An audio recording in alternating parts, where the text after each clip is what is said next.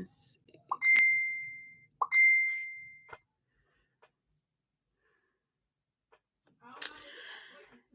Hello, everyone. Hello, hello, hello. Okay, let's get down to it. My name is Helen Glass, um, and this is my channel.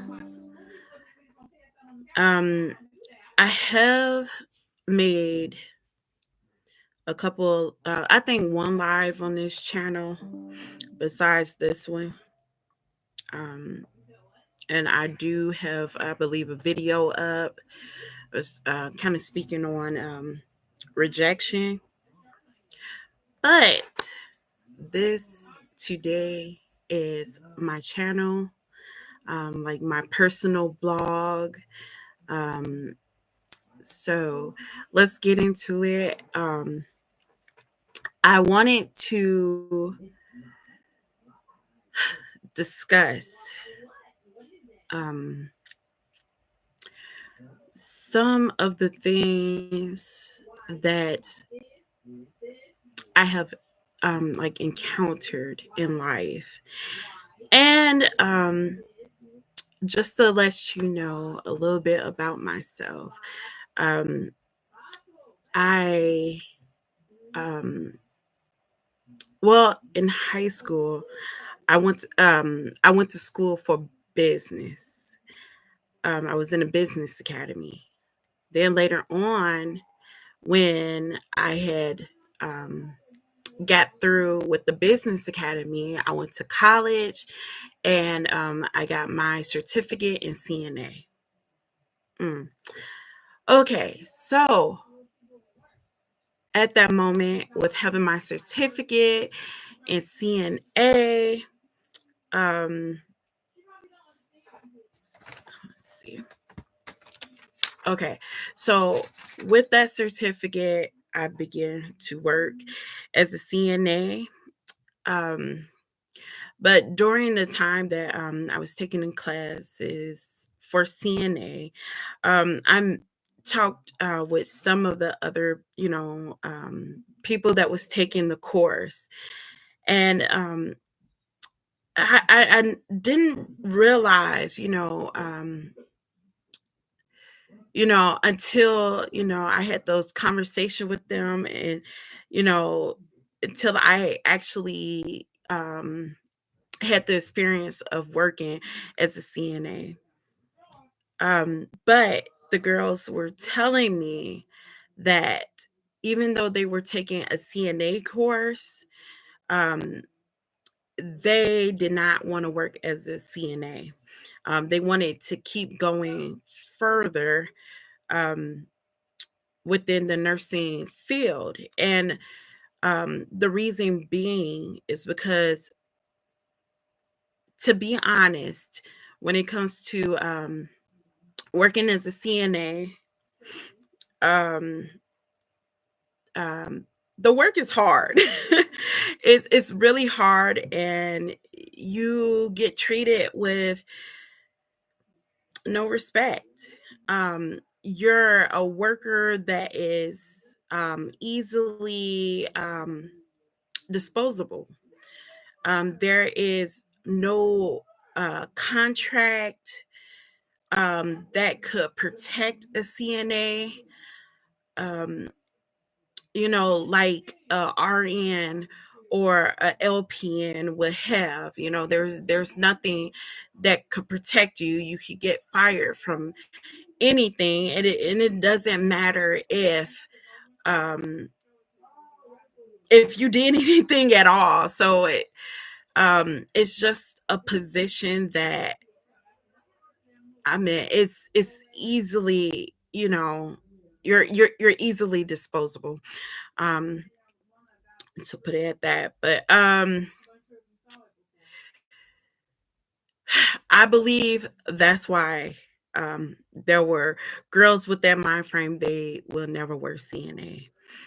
Um, I have. I worked CNA, and throughout my time working as CNA, I'm telling you, for me, being the person that I am, um, I love doing my job because I am a person who love doing things for others. I love helping people. Okay, so when it comes to that, helping people, that is my heart. You know what I'm saying?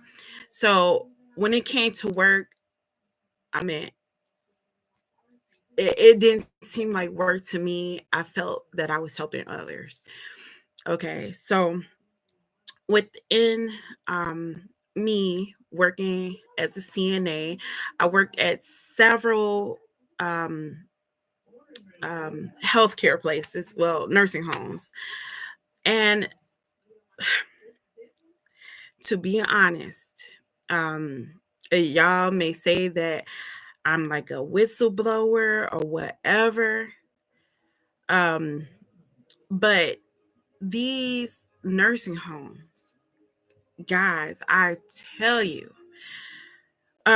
when I think about the experience and what I have seen in these nursing homes, I would never, ever allow my parents,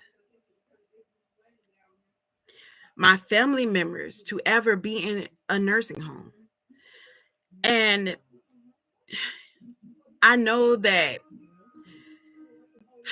you probably could see like workers like me and believe, okay, well, you know, I believe my loved one is getting full, care, um, good care.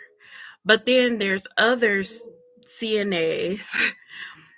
I mean, just like in life, there is good people, there are bad people. So, and that's the same within a nursing home. Um, and to be honest, that's just what it is in a nursing home. There's good care and there's bad care. And most likely, the people um, that, give bad care but want to keep their job, they make it harder for the good people, that's trying to give, the utmost care um, to your loved ones. So, to be honest, within a nursing home, when it comes to the workers there is a lot of plotting, a lot of scheming to get a good coworker out. Um, because that good coworker, um, they let known of the situations that um that happens. They talk about, the things that are wrong and that needs to be fixed, and the other workers or even the facility, they do not like, the good workers, the ones that, stand up for the your loved ones rights. So in that saying, okay, there was a nursing home that I had worked at, and throughout this live on today, I will not be giving any names to the nursing homes that I worked at, um, for privacy and for safety of myself, um, because I'm going to tell you like it is. When you are a worker or when you are seeing um, the nursing homes, the facility, the people there, they pretty much threaten um, CNAs, um, of their job, of their license. Um, so they make you sign um, an agreement not to record in the facilities. And it's kind of curious. They say it's for the protection of the patients, but in actuality, it's for the protection of the facility because of the secrets behind the doors. Okay. So to start out, at the first facility home that I have ever worked, at the first nursing home I have worked, um, um, right off the bat when I was first hired, um, the other workers are supposed to like they're supposed to be like training days while you're there to help you through the doors to help you understand how that facility is ran. But on that first day that I was there, they were very short staffed. Um, I believe that day there were two halls, that that one CNA that was supposed to be kind of introducing me to the facility. She had two halls that she had to do, and in that, and because of that, she couldn't introduce to me how um things are what I supposed to do within that facility. And from what she had told me, um that all I had to do was uh get the person up and get them dressed, take them to breakfast, to lunch, to dinner, um and that was that. The housekeeping, they come in, they strip the beds, they take care of the beds. That's what I knew when I first came in. So um during that time period, pretty much I was just rushed out into the floor, really no guidance um as far as that. So I had been there for uh several months going off of what I knew. So um there have been a few changes as far as to employment, different CNAs coming in back and forth. Um, but knowing that you have to deal with different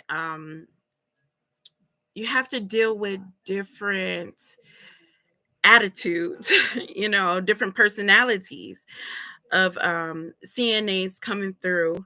So there was one CNA that I kind of butt heads with.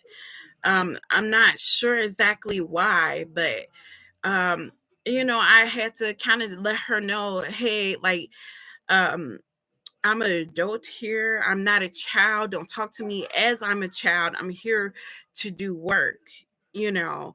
And she was making it, kind of hard, kind of unbearable for me.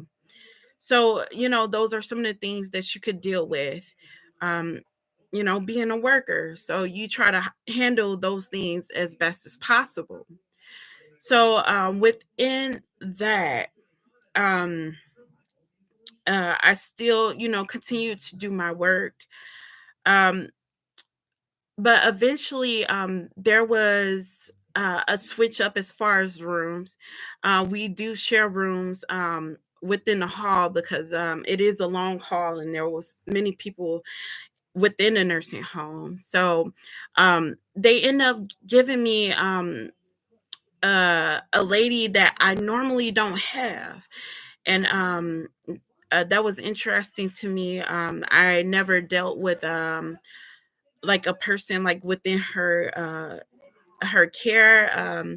They gave me like minimum instructions, to that lady. I just was supposed to be going in there and changing changing her clothes and changing her.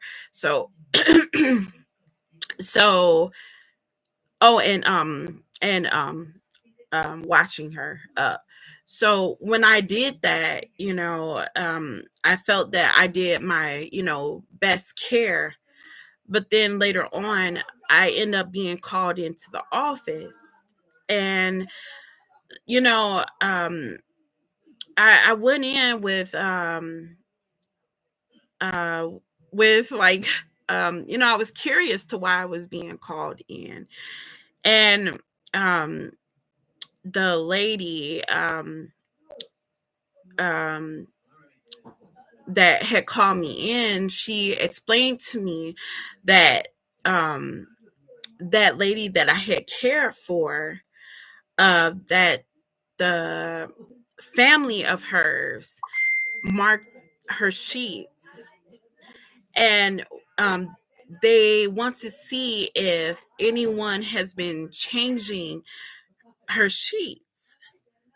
And as you know from what I told you, I was told from the beginning that housekeeping take care of stripping the beds and changing them and washing them. So that was my knowledge. And no one ever told me that when I go in to give that person a shower, that I supposed to strip the bed and change the bedding out. I just knew that housekeeping always took care of the bedding. That is what I knew. So there was miscommunication. It was a misunderstanding to um, to what I have known, what they put out there and told me, which that incident caused me to lose my job. And even though I told the lady who called me into the office, what had happened, um, my understanding of things, I was still let go because that family wanted action. And and so which therefore it was just a misunderstanding, and therefore resulted into the loss of my job. Um, and to me, I felt that was very unfair. I felt that it was not right because of the training that I have received, to the introduction that I have received. Um, um, I have did the same thing for months, not knowing, so I felt that I was doing my job correctly. And even if there was a problem or a situation, you know, they could have discussed it with me and told me, well, we need you to strip the beds from now on. Um, no, but that led up to me being fired right on the spot. So that was my first experience that I had as a CNA. Okay, so to go further, and like I said, I've been through many um, nursing homes. And so um, there was another nursing home that I went to. And in that nursing home, it was really, really bad. It pretty much always stayed short staff. Um, every once in a while, every blue moon, we are full staff. Um, that would be a little better. Things will work a little smoothly. But when we have short staff days, whew, um, it's just really, really bad. And what I don't understand is when you know that you are short staffed as a facility, why do you not hire um, more CNAs? Why do you pretend to be so selective when you let any and everything go and fly in the facility? Um, so I remember one day working in a facility. It was only two CNAs for the whole entire facility, which was over, there was over 50 something um, clients that we had. And Lord Jesus, um, I'm going to tell you right away that we did not make it through every single patient. We did not make it through every single client. We um, only had enough time for one change. So, to all of the patients, all of the clients that we had, where we had to change them, where we had to give them a shower, where um, we had to make sure they eat. So that day, I believe that was the main focus that day, is to make sure that everyone ate. Um, when we, uh, got them up to eat, as soon as they was done, we brought them back and we went about, trying to get any and everyone we could into bed. Like, no one that day could stay up, but because it was only two people working. So, as you could imagine, um, like all like a good amount of people was not put into bed. They was not dressed. They was not changed. People, the clients stayed soaked in um, all day. They was not taken care of, and and to be the only two workers, and uh, gosh, this is crazy. But when the next shift came in and they seen that nobody was in, well, that a lot of people wasn't in bed, they made us stay until we could get everybody into bed. And they went off. They was hollering, going off on me, um, to let you know, people don't really care. So I was trying to actually make sure I changed everybody. I tried to make sure that everybody had their night clothes on and was into bed.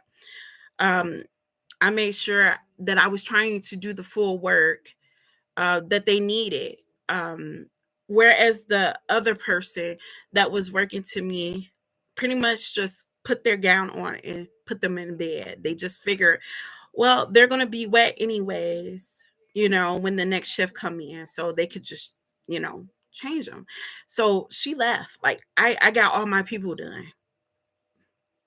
But because I was still there trying to make sure I care for everyone and took care of them, I was, the second shift let me know that, everybody was, you know, wet.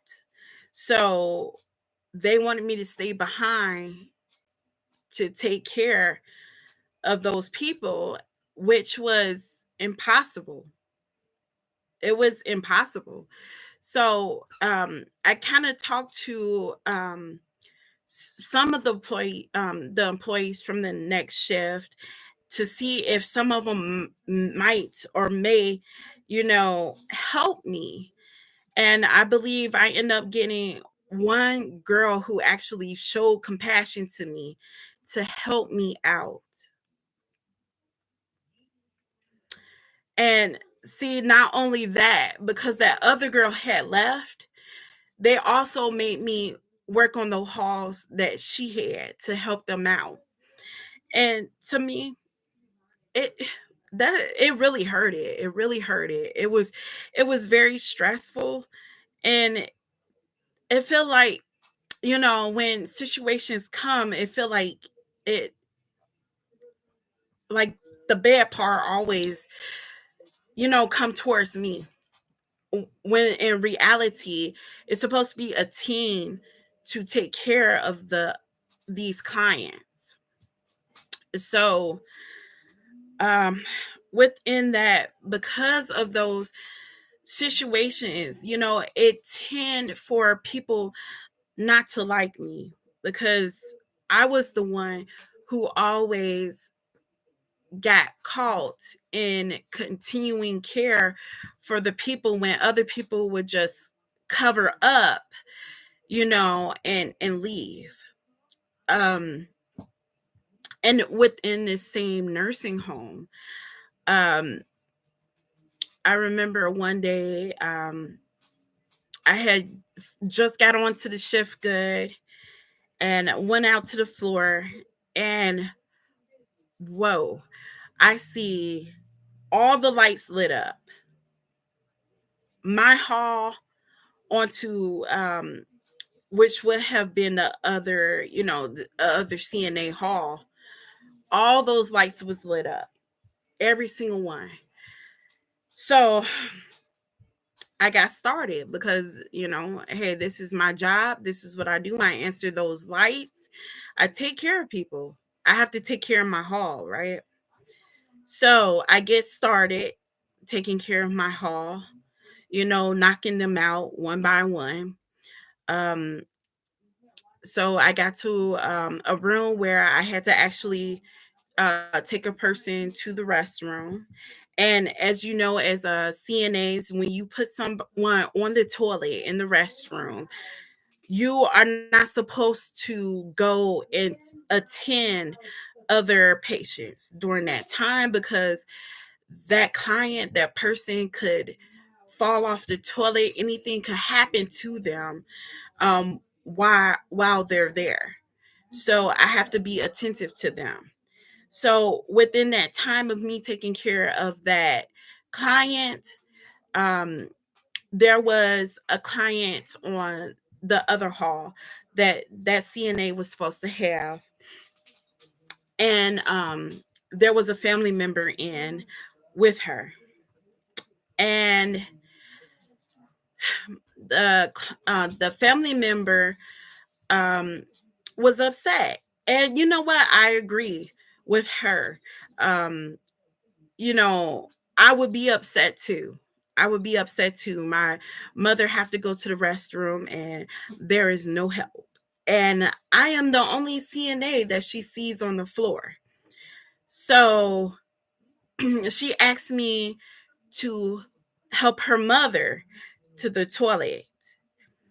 And I had to tell her that I had another client on the toilet at the moment, and I had to get right back to her so, I could help her out. I didn't want, her to fall or anything like that. Usually, if there's a client who's like a fall risk or anything like that, is you supposed to technically, um, sometimes help two CNAs, especially when you have to go out and to get things for that client, to help them out, help clean them up while they're on the toilet. So um I w- I told the lady that, I couldn't help her. There was, I believe, RNs sitting at the station, and from what the facility had told us, when we're short staffed like that, the RNs, the LPNs, they are supposed to leave the station to go out to help these patients. But with RNs, LPNs, sometimes it comes along with the thing of, I have a title. Um, that's not my job, so they just sat there and they would not help, that client. So in the end, it ended up having me coached, yelled at, and but the truth was, well, in that coaching, I did ask them. I said, where was the other CNA at? Where was the CNA that was supposed to be on that hall? Because I know they was at work. And come to find out, I had went into one, well, because I ended up getting finished with my hall. So I had to go on to the other hall to answer those lights. None of them was answered. They was on. And so when I went to answer those lights, I went into one of the rooms. And lo and behold, I find that CNA hiding, sitting in the closet, sitting in the closet, avoiding her job.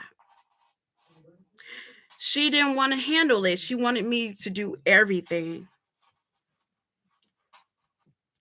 Okay. And that left the situation in my hands where I was scolded at, where I got in trouble. And I told, you know, that person that was scolding me, that I got in, that I found the other CNA hiding so they didn't have to work. And they didn't care. They hollered at me just because they wanted the work done, and I was the person to do the work because I didn't mind doing the work. So that's that. When you are a CNA that does good work, don't nobody care. They just want you to do the work. The the other CNAs that don't do that work, they don't care as long as you're doing their work. Okay? They want to get money for free.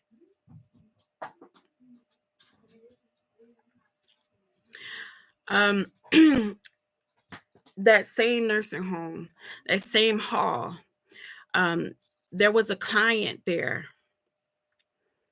that I knew. Actually, there was a few clients there that actually I knew personally, and I knew their families, and they would converse to me, talking to me about the care of their loved one, telling me that they're going to sue the facility, that their loved one has been laying in bed, um, unclean for hours, and these are people who um they're bedridden. So some people go in and figure they don't have to do anything for that patient, so they just leave them there. When I found out that lady that patient, that client was in the that facility, and besides doing my work, I would make sure I would go into her room to talk to her and give her the care that she needed. And I'm going to tell you the difference when it comes to a good employee and a bad employee, a good CNA and a bad CNA. When I start working with that client, I was told that that client, from the moment they've been in there, they stopped talking. They would not talk.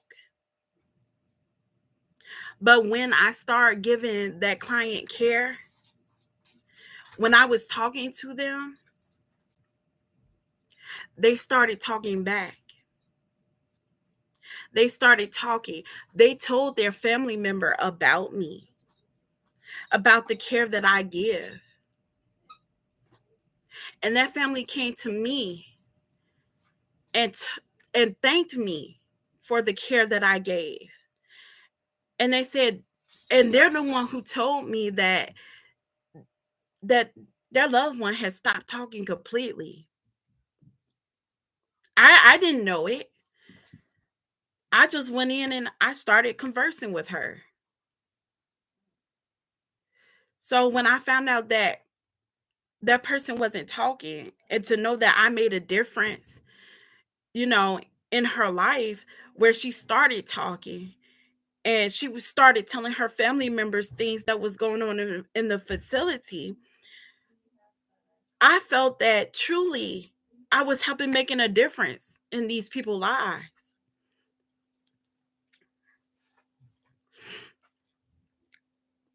So, and I'm going to tell you, like, to this day, I am not working in as a CNA. And the reason being, because I love my job. I love getting giving care to these people. Um, I want them to have good care. But sometimes, oh gosh, I'm sorry. I'm trying to hold it in. But sometimes when you don't have the power to help people truly, when you have other people threatening your job, when you need your job,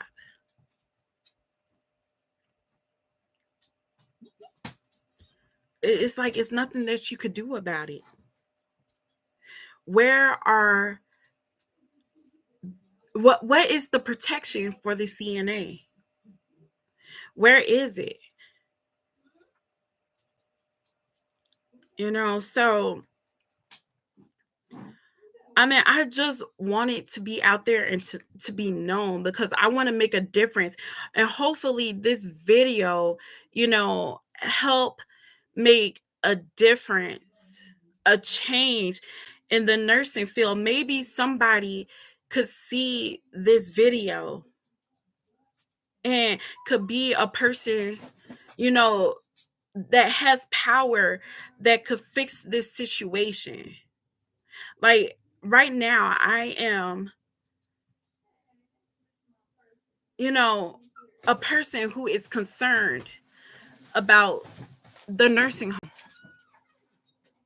these nursing homes. I'm very concerned about how, these so-called professionals, that, these people who own these buildings, you know, how they do not give the care that's they supposed to. And a lot of people be like, well, the nursing home is state. They have people to go in to make assessments and to um to look and see how the care is of these patients. But guess what? Guess what the owners of these facilities, the the admin of these facilities tell us: when you see a state worker in the building, do not be in the room at that time. Do not let them catch you in a room doing anything. Hurry up and do your job and get out. Move to the next room. Stay moving. Don't let them catch you. Because if they catch you, they will ask questions. They want to see, you know, how you are doing things. They don't the administration don't want to find out that you have been questioned by the state worker. Okay. So they don't care how you get the job done, just get it done. Okay. So, okay. So that brings me to actually the first facility that I had worked at. When I was working there was this client who the RN told me that I had to get up to take, you know, so she could eat. And so I went to go get this client up. Um, this client did not want to go eat. Okay. Um, she, threw a fit. She did not want to go eat. So I went back and reported to the nurse. Well, she don't want to eat. Okay. So what I've been taught, as a CNA is, whatever the client whatever the patient wants. If they don't want to do something, they don't have to do something. So, I was told to whatever that client or that patient want, that's what they get. Okay. So I reported back to the RN that that person did not want to get lunch at that time. And they told me to get her up anyways. I was like, but well, I would try. I told them, I said, I'll try to see, if, I said, okay, I'll try. So I went back and therefore I tried to ask her again, if, she wanted to go get lunch.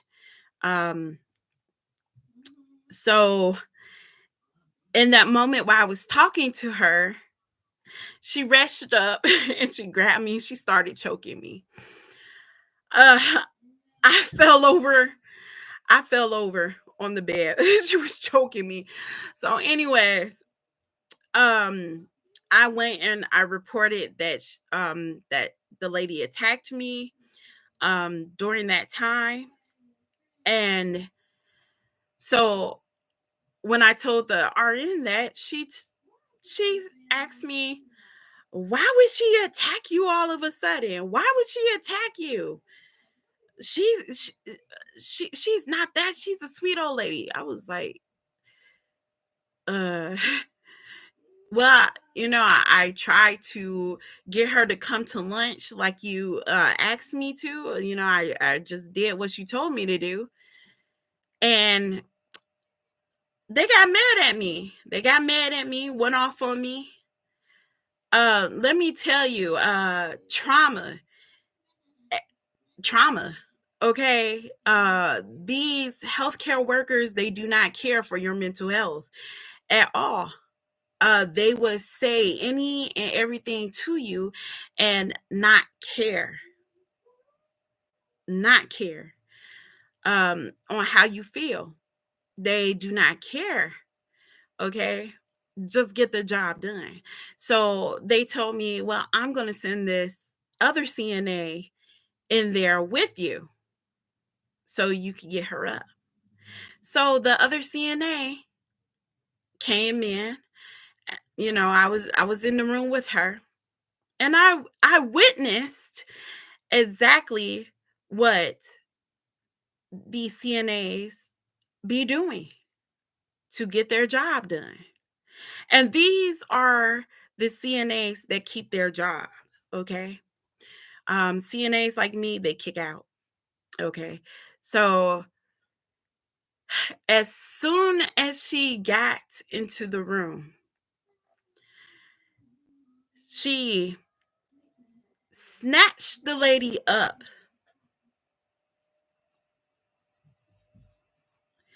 to the side of the bed, snatched her up to a standing position, and threw her into her wheelchair so hard that the wheelchair rocked back and forth while it was on its brakes. Okay. So, but yet, at every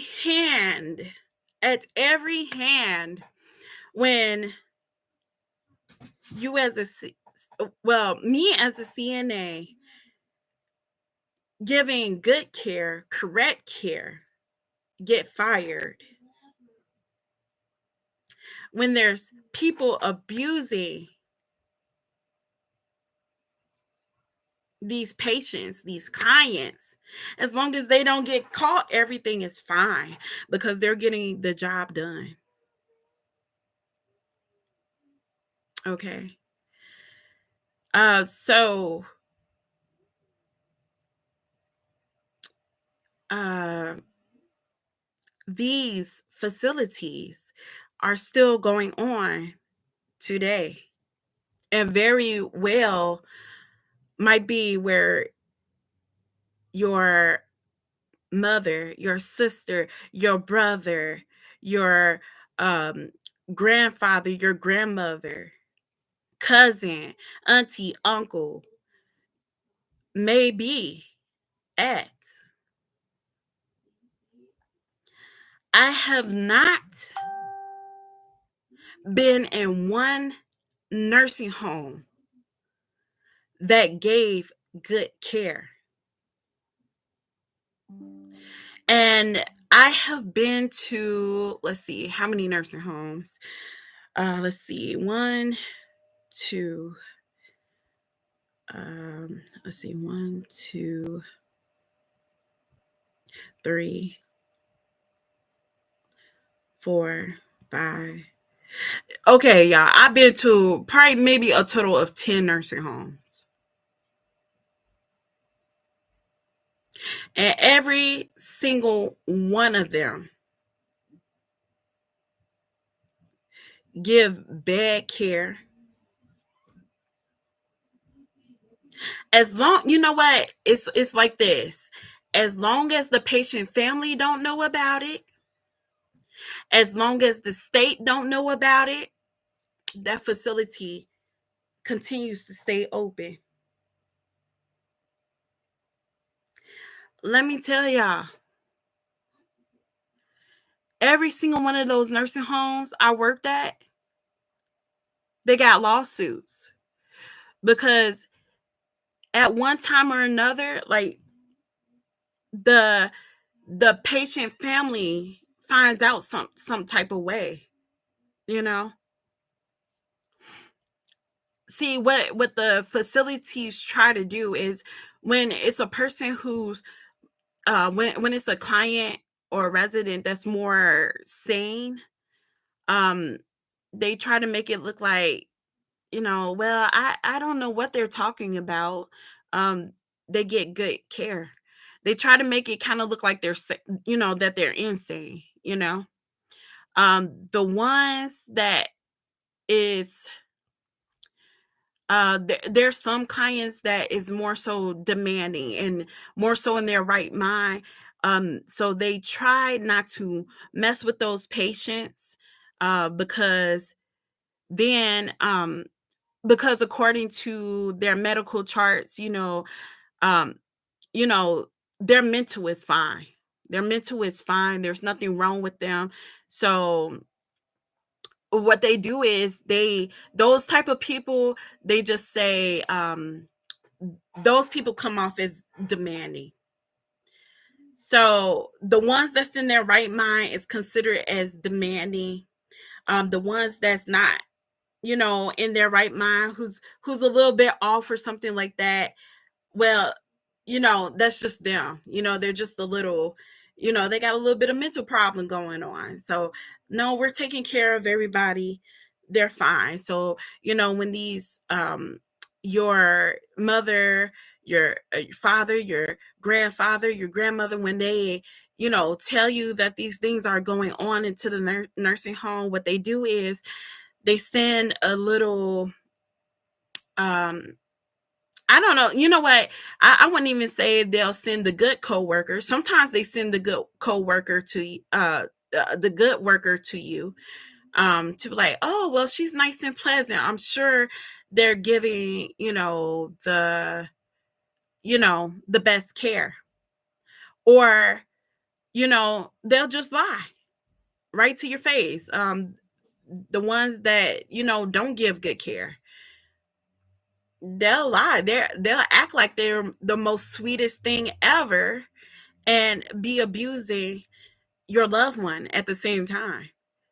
So, I mean, I really wish, because I was thinking about this. How do we stop these nursing homes from being how they are? And I thought about it.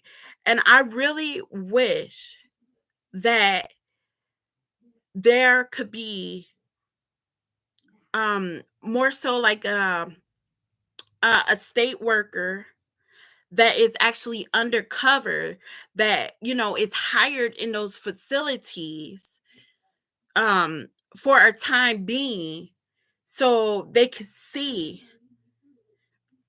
what's going on in these facilities, that they can record a recording that does not get out to the public, but more so, get out to the state, you know, since they're, concerned about the patients, their privacy, but okay, so the thing that baffled me is you say that it's about the patient's privacy, but my thing is we need to expose these things, because the person privacy, is that really a forefront, is that more so, let's see, what am I trying to say, is that more so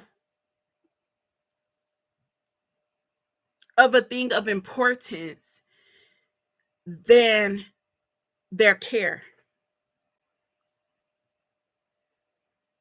the treatment that they're receiving. To me, in that moment, if I had my loved one in the nursing home,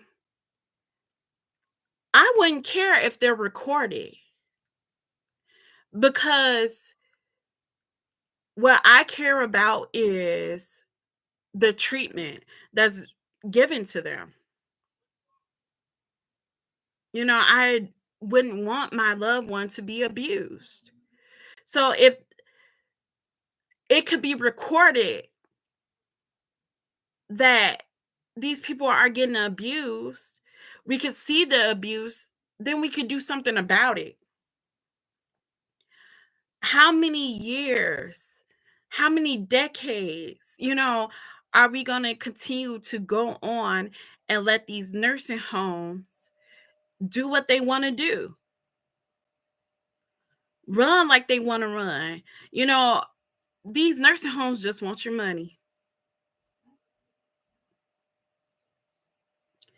They just want your money. They do not care. The people who own the nursing homes, they're not giving service to your people. They're just giving rooms, housing your loved ones so they could get the money. Okay, these nursing homes, they're getting big money for your loved ones.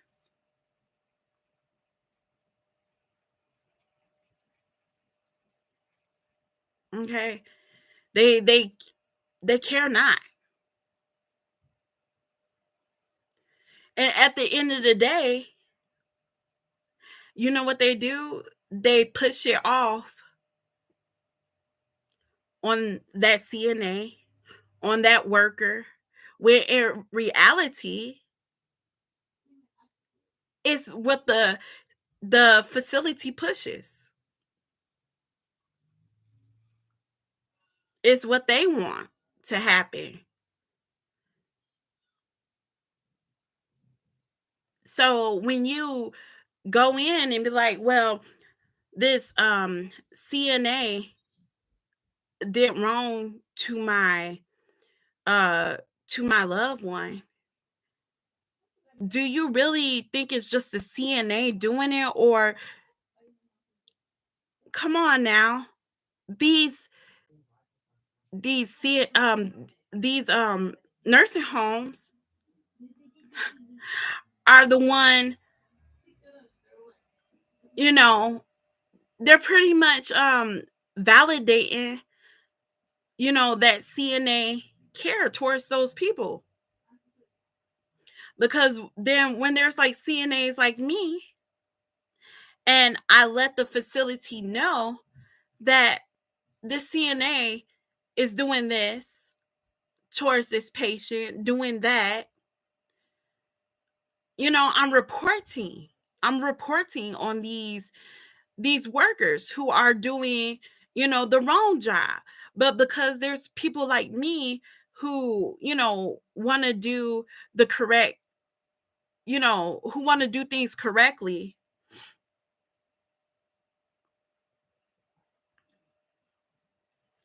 people plot and plan against the good coworker because they don't want, that good coworker to open their mouths against them and what they're doing. These things have worked for a long time. So pretty much just shut your mouth. Just get the job done. We don't care how.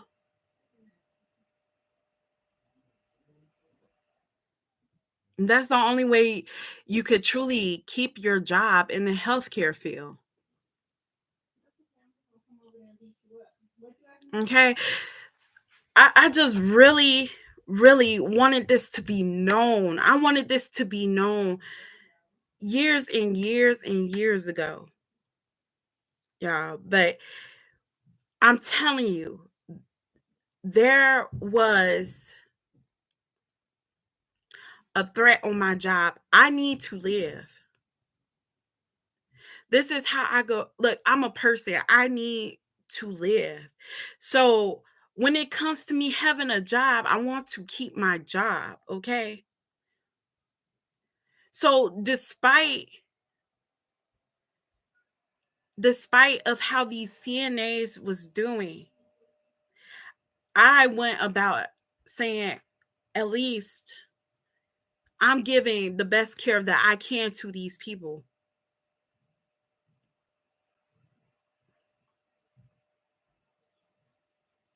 And no matter where I worked, I still told, the head people about the wrongdoings that these CNAs, these RNs, these LPNs were doing.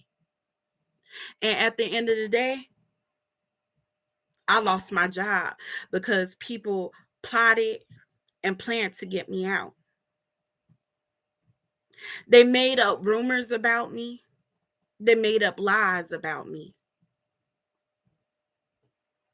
because I'm that CNA that wanted good care for these people. Um, it reminds me of the time where I went into this one resident room and my job was to change her. So she was bedridden. So I would change went in there to change her, and I noticed her arm was, bandaged up. And so as I went to give her this care, um I pulled the cover back and seen her leg. And this lady, this client, this patient, this resident had boil a boil on her leg, several of them.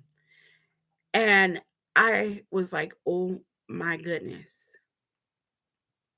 Okay. So now I know why her arm was wrapped up, right? So I went and told the nurse about it.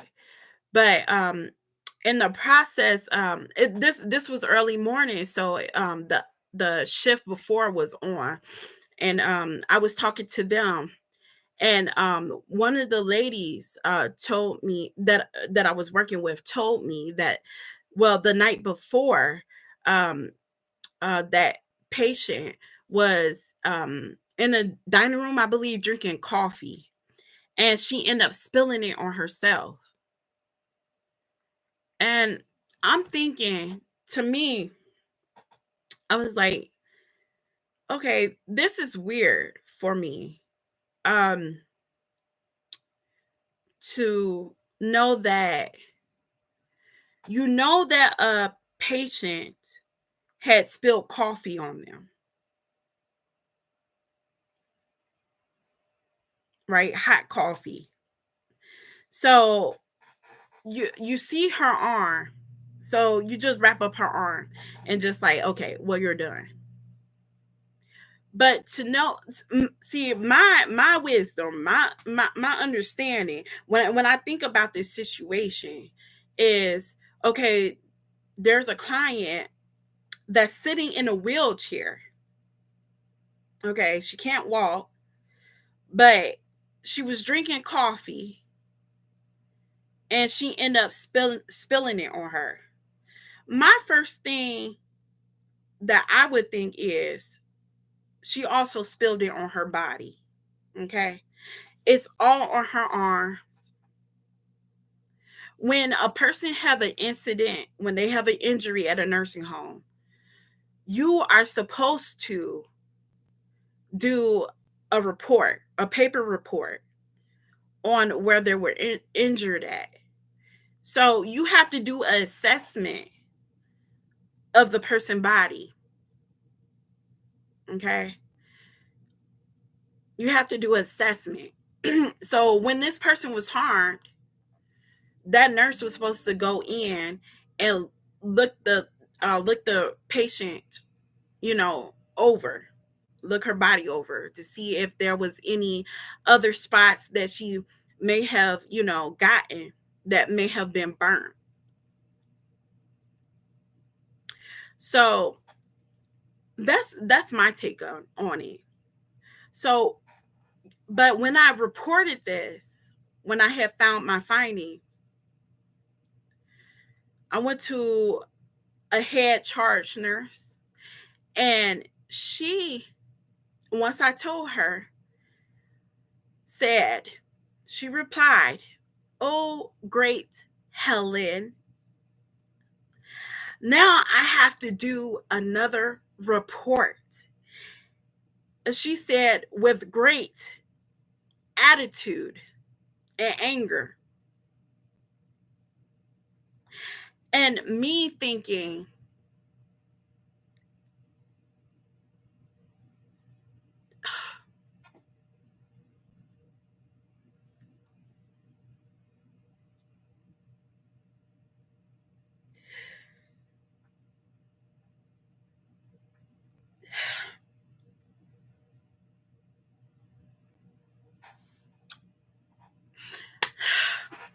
Yeah, I'm trying to hold back the tears on this.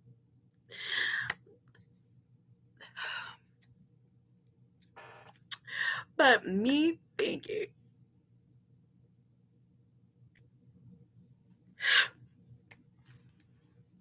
how in the world, how in the heck,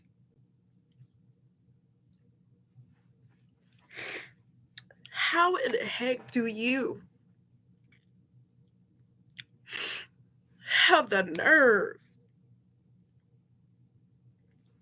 Yeah, hold on. I'm sorry. Give me just a moment.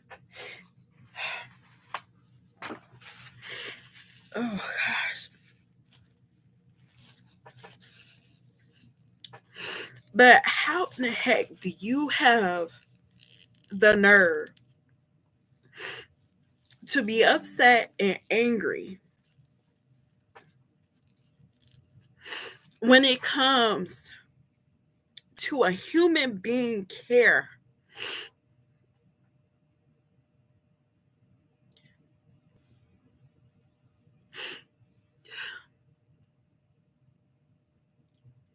How in the nerve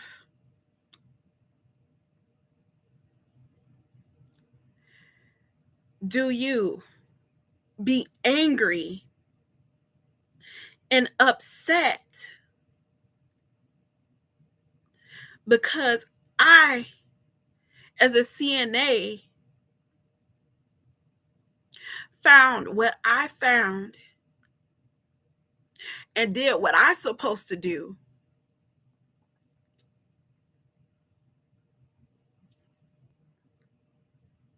to report and let them know that this lady is hurt. So how in the heck, how in the world,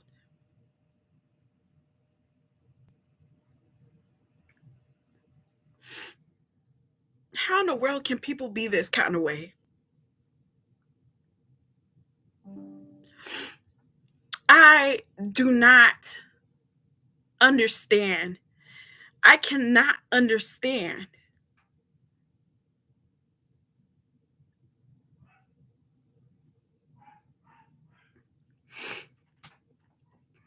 I cannot understand it.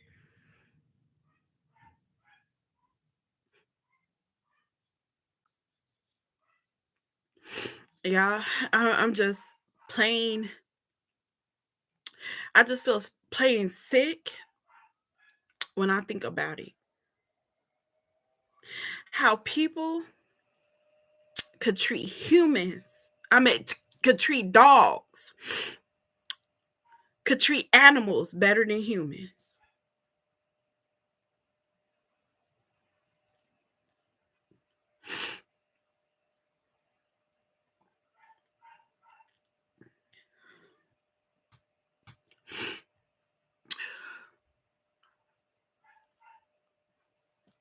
Let me tell y'all,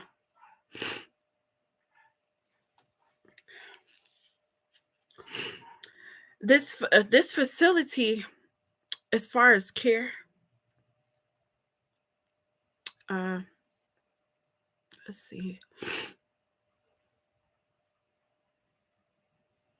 Okay, yeah, this is that one facility I was thinking about.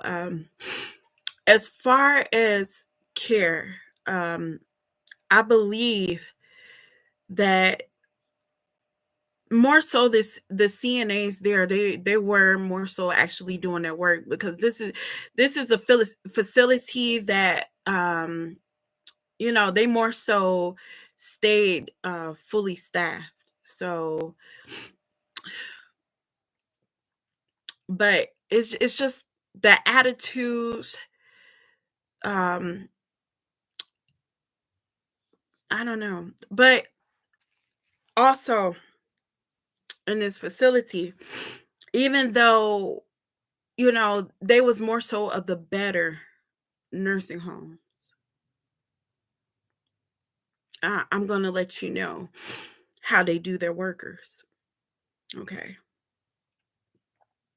so one day, night, because I was working an overnight shift at this place. So I was in and we had to do our first rotation.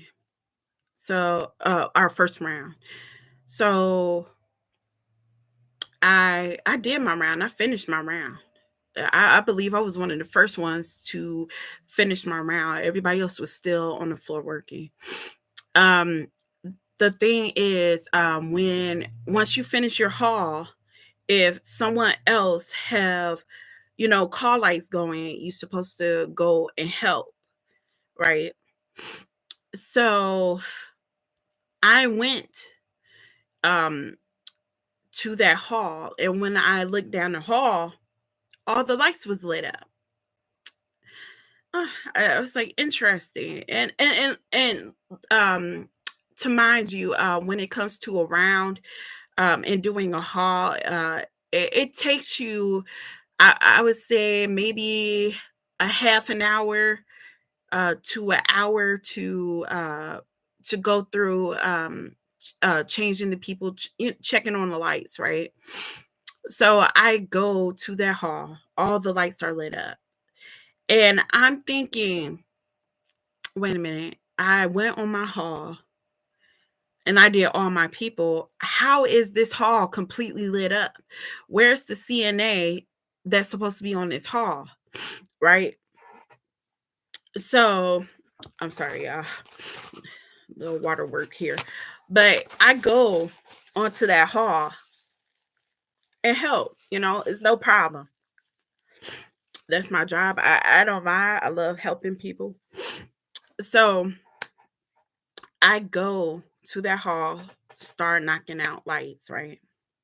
So I get to this one resident room. She's one of the residents. She's more so in her mind, right? So I go into her room and she starts going off, yelling at me, and because she thinks I'm probably like the CNA that's supposed to be on that hall, right? She goes off. I've been waiting here for hours, and I'm wet. This is what she's yelling at me. And I say, I'm sorry about your wait, ma'am. I'm here to help you.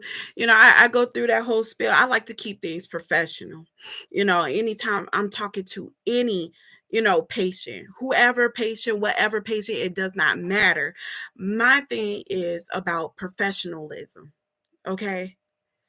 So I go in, and despite her being angry and upset, whatever how she felt, I still gave her the care that she was supposed to be getting from that other CNA.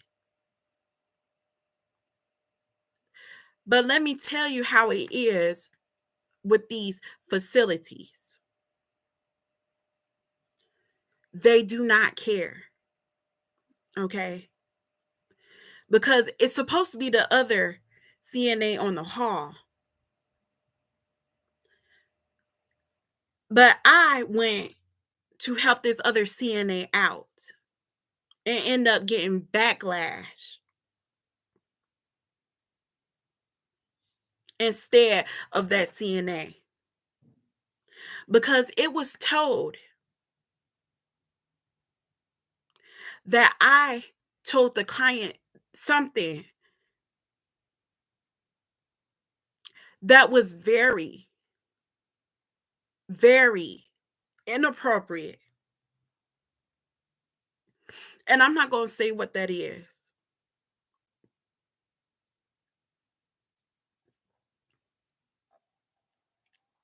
They told me that I said something inappropriate to that client. It told me, so after that situation, um of me helping with the halls, with the lights and stuff, um let's see, was it that night? I'm trying to remember. Um So, well, after the situation of me helping that lady out, because I believe it was because she was so upset and so mad.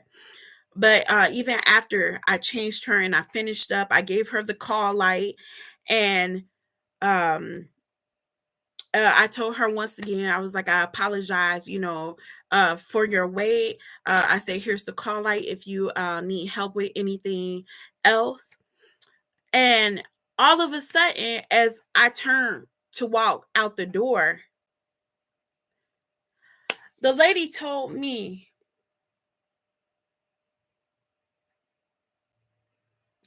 that um she had dirtied herself again. I'm thinking hopefully this is the best way of saying, saying this, but she said she dirtied herself.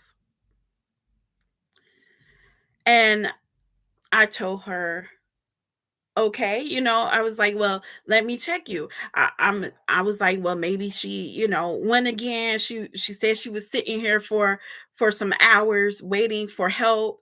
So maybe she had to go again after I changed her, right? So I proceed to, you know, um change her. But when I went to change her, I looked, there was nothing there. It was nothing there. So I cover her up, um and I let her know. I was like, I don't see anything there. um I was like, I did just change you. And she was like, so you want me to sit in it, you want me to sit in it? And I mean, there was nothing I could do. So I just gave her the call light, and I said, ma'am, I said, if you need anything else, I said, here's the call light. And we will be able to help you. See, me knowing this, as I was trained, as I was taught, when it comes to things like that, with patients, um I would have to, um tell people what that lady said. Like, even though I went in there and changed her, she was still believing that, that she was dirty. So I went to tell, the CNA, I mean the RN, the chart, the head, RN at that time, about what was happening with that resident. And at the same time, I I asked her, I was like, do you know where the CNA is that's supposed to be on this hall? I told her that on her hall, all of her lights are lit up and I can't find her anywhere. Well, this is what I said before I got to this lady. I did let them know ahead of time that I couldn't find the CNA that's supposed to be on her hall, and this was before I went into the lady room. But when I came back out, I did let them know about that lady and what was going on with her. So I believe it was the next night that I came into work that they came and got me. And um I believe HR was there. um the head nurse was there. um I'm not sure who, I can't remember who all was there, but it was like, um I believe that day it was like just a few people.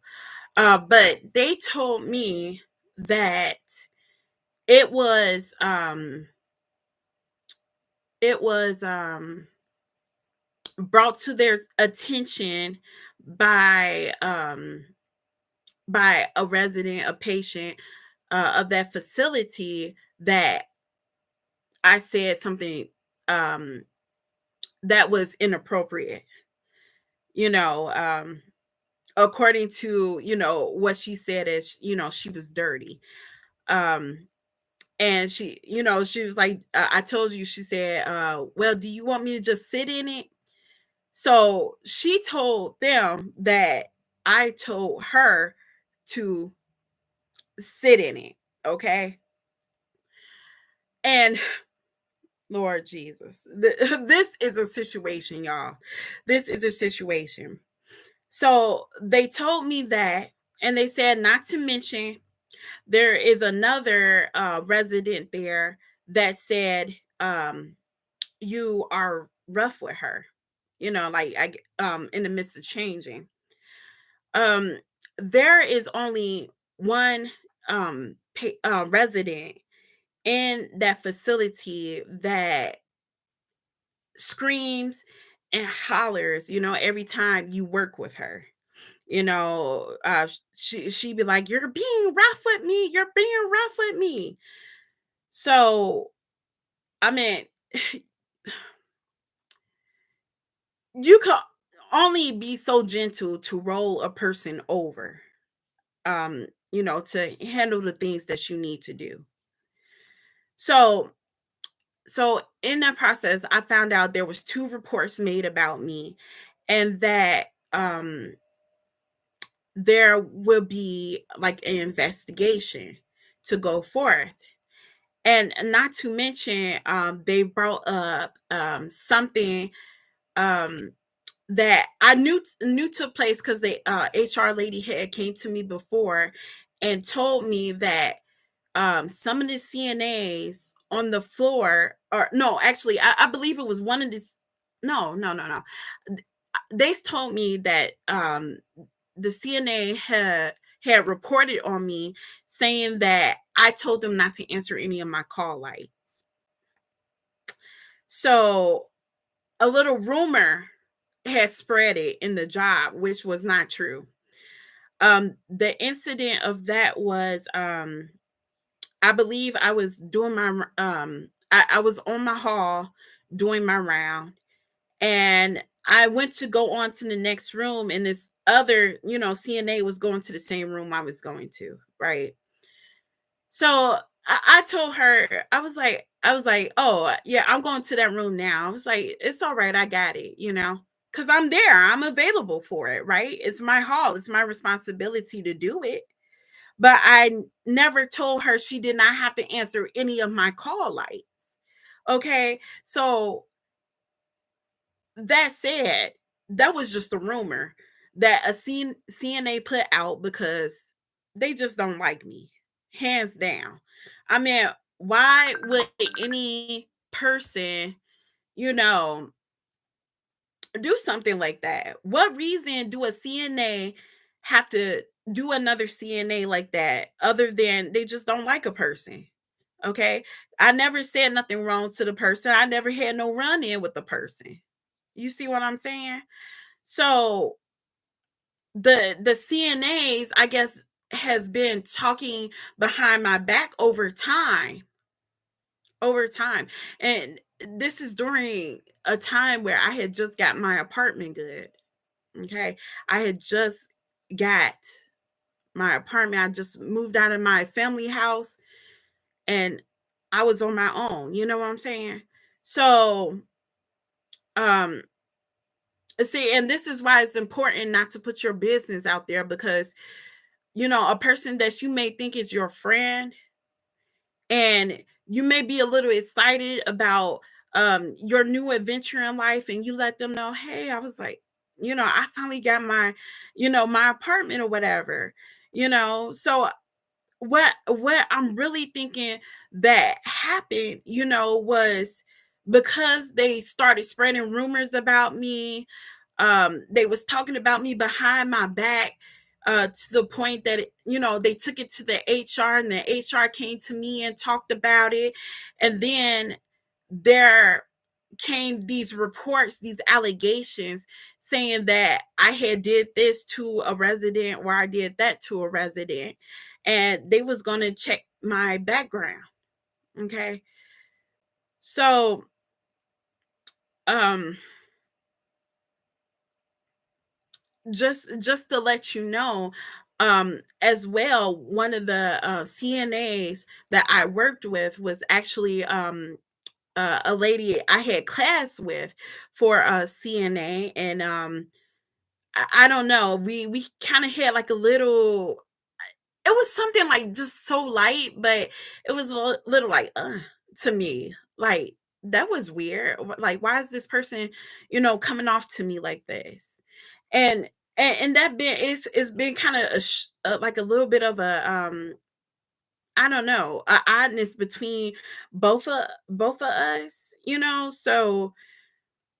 so what I believe that happened is, that they was going around and they was talking about me behind my back, to the point where, they was plotting on me. They didn't want me working here. I was in my 60-day period, and pretty much during your 60-day period, they could get you out for anything, right? So, for the time being, they sent me home a week, for a week. And they even escorted me from the building, y'all. They escorted me from the building.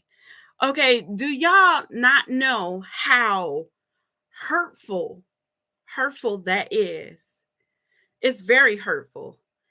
So I had to, stay home for a week without work, waiting for their response to the investigation, right? So, um and I also, did talk to them about some of the things that I knew that was going on, at the place. um some of the things that I heard of, that I knew was going on, that people, was kind of talking behind my back. um so I kind of knew some of those things was going on. But so as I was sitting at home, Lord God, I was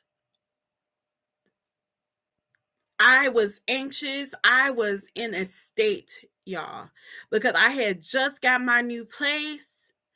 And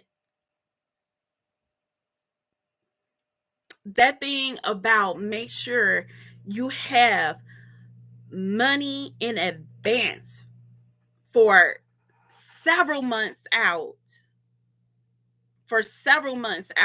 before you move into a place, and make sure you're not in your 60-day period at a job. Make sure you are an actual worker of that place, and that you could get along with the people at that place. Okay? Never move out when you're having tension, problem situations at a place. Okay?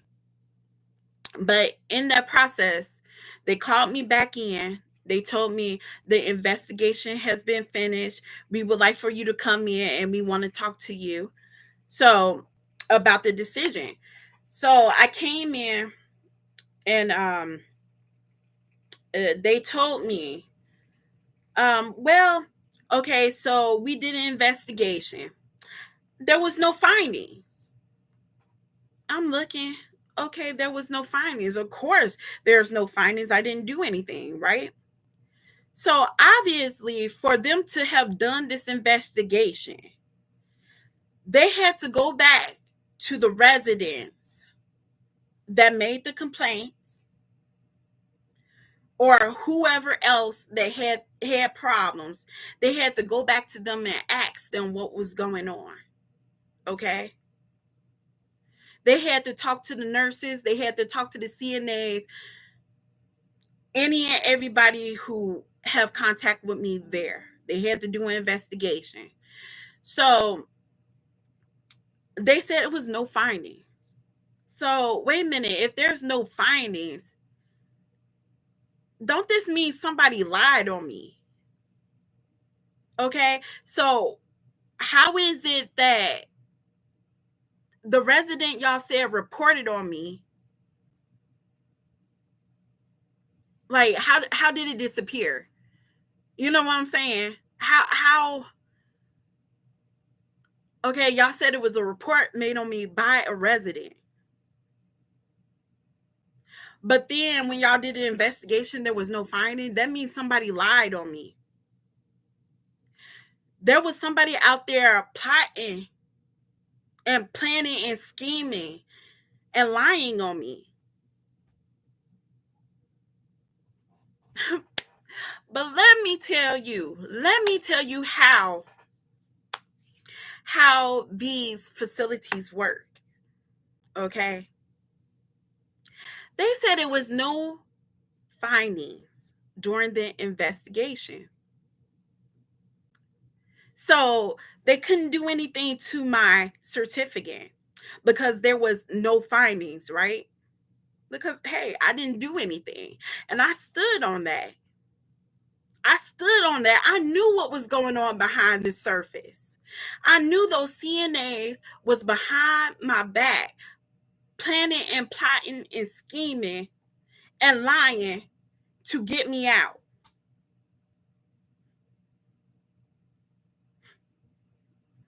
But like I said, these nursing homes don't care because guess what they did to me? Even though we did not have any findings, no evidence,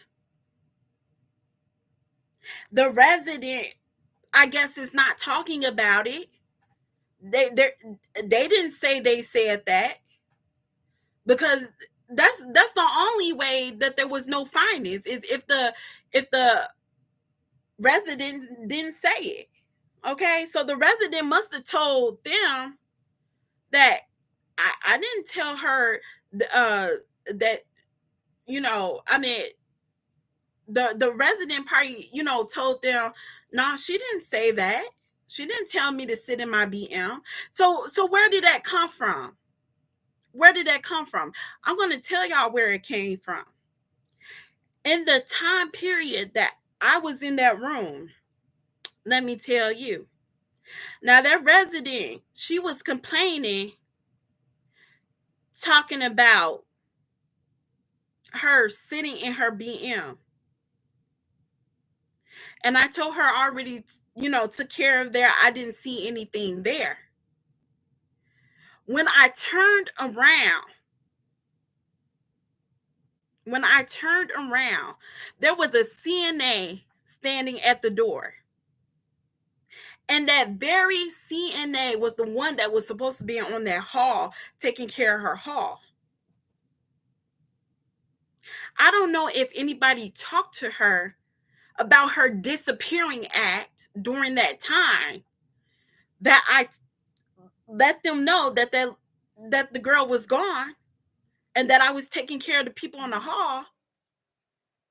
But I'm assuming she talked to HR or reported on me saying that I told that resident to sit in it. Okay. So this is the only thing I could imagine that happened. It don't take much rocket science to understand what was going on. I'm a person who was going in doing my work. I never talked about anybody at that job. I never said a cruel word to anybody at that job. I just was who I was. Okay? I'm just me. I'm just Helen. Okay? And I'm a person here to do my job for these people who need help. And that just lets you know right there how dirty people can be. And I had people to say it to my face, you think you better. No, honey, I do not think I'm better than anyone. We are all human. I go through things just like you go through things. Never once have I elevated or presented myself better than anyone.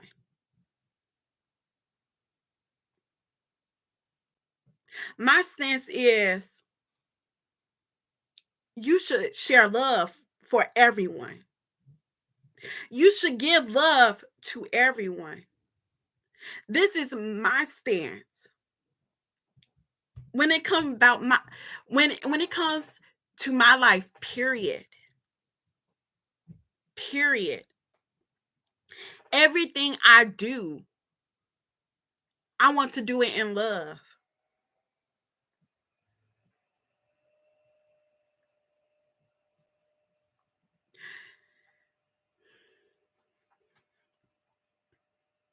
So they planned and plotted to get me out.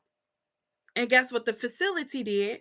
Like I said, they fired me. They let me go. For what? Because that's the thing, when somebody fire you, it got to be a reason.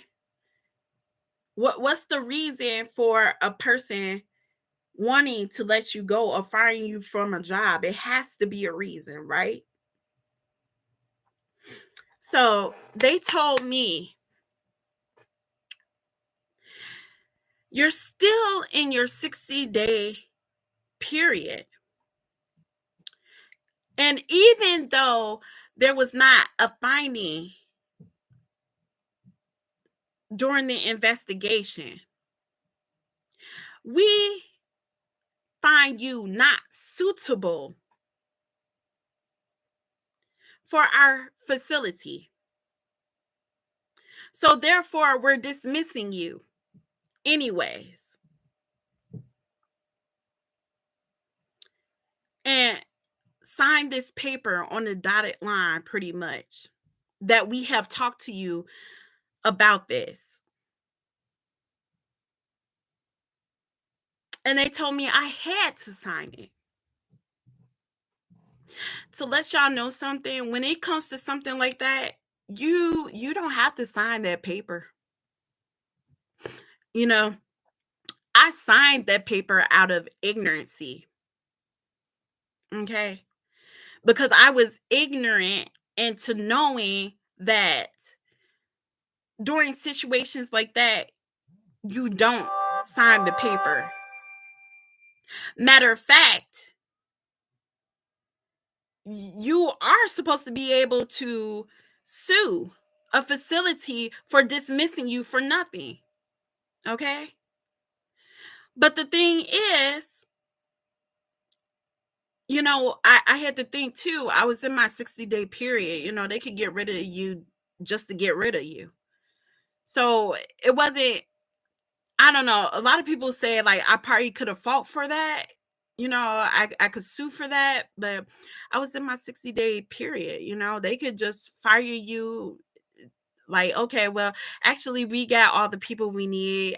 We really don't need you. You know what I'm saying? And so they let me go over some ignorant stuff that people fabricated.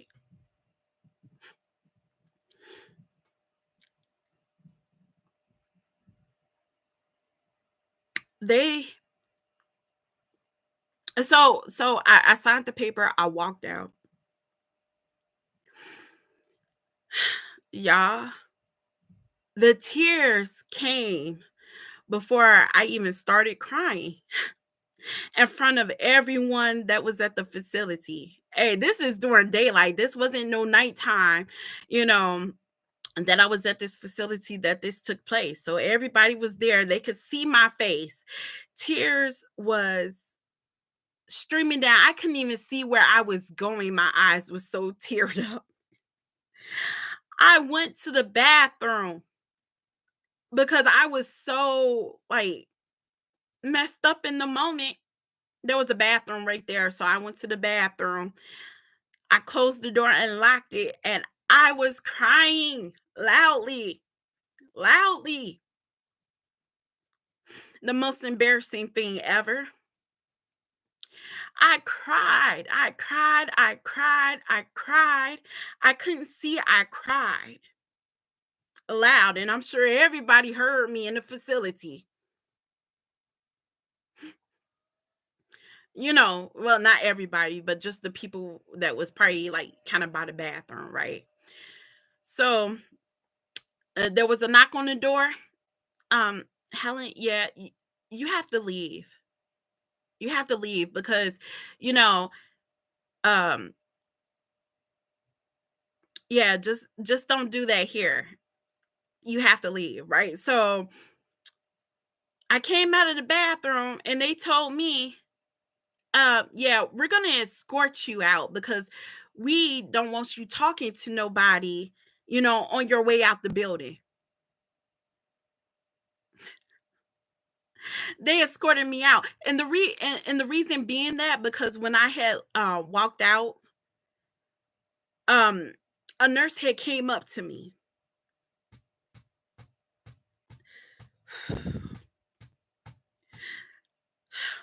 I'm trying to keep it together, y'all. A nurse came up to me and told me, Helen, what they did to you was wrong.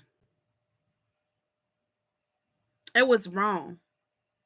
I know for a reason, for a fact, that you are a great worker, that you are a great worker. She told me to keep my head up. Don't worry about it. And she said it was me and I think a few other people that spoke up on my behalf, I guess during the investigation. So come to find out, there was a few people speaking up for me, and to hear that actually, it kind of it kind of brought a little bit of happiness to me, but even I think even more hurt at the same time, and to hear that, that people, there was some people who seen my effort, seen my work, and it was like, hey, we backed you up on this.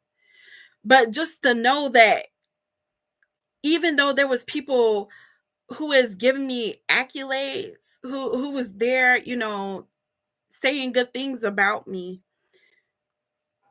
Lord, yeah, I gotta move around because I'm hurting so bad. But I be telling y'all, I be trying to make sure I get my pain medicines in before I get on these lives and stuff because I be hurting bad. But okay, but it just hurt it even more so that they still let me go. And that I knew they didn't care. They didn't care. Through in that situation, there was another facility. This is how it is through their company. They have a big company, but they have like different facility for different things. Okay, there was another facility that through their company that wanted me to work for them because I have another family member. I had a couple of family members that work for them, and they love the way that my family work. Okay, so they was trying to get me in. They was trying to get me through the doors. They told me to put in an application because they heard my story. They heard my story. They told me to put in an application, and in that, I found out that I was on the no rehireable list. And that was crazy to me because when they fired me from the job, I asked the HR lady, would this be something to hinder me from working in any of the other facilities through this company. Okay. Even though it was their facility is for something different. You know what I'm saying? That was a nursing home. Um, but you know, it's this huge, company, right? So they have different places. They got the hospital, they got the nursing home, they got an independent, facility. It's all different kind of places, right? So why can I not go to another place? There was no findings during the investigation. There was no reason why I was blocked from being rehired through um any other place, right? Any other, branches that they have in their company. So, because like the lady said, she said, for just this facility, you're not suitable for this facility. Okay. So I tried, and come to find out, I had a block on my name. I cannot be rehired at none of the places in that company. And mind you, they have a big branch. Okay. So this blocked me from many numerous jobs as a CNA. So what they did is they blocked my opportunity from being a CNA. What they call it, they blacklisted me. Okay. Pretty much they put um that mark on my name, on my reputation. You see what I'm saying? Whereas into no other branches would hire me. So I was thinking, okay, maybe this is something that, when like, after so many years, maybe I'll be dropped from that list, right? So some years went by, and so I end up applying, but for a different building, or that they have a different place. And guess what, y'all? I got called in for an interview, right?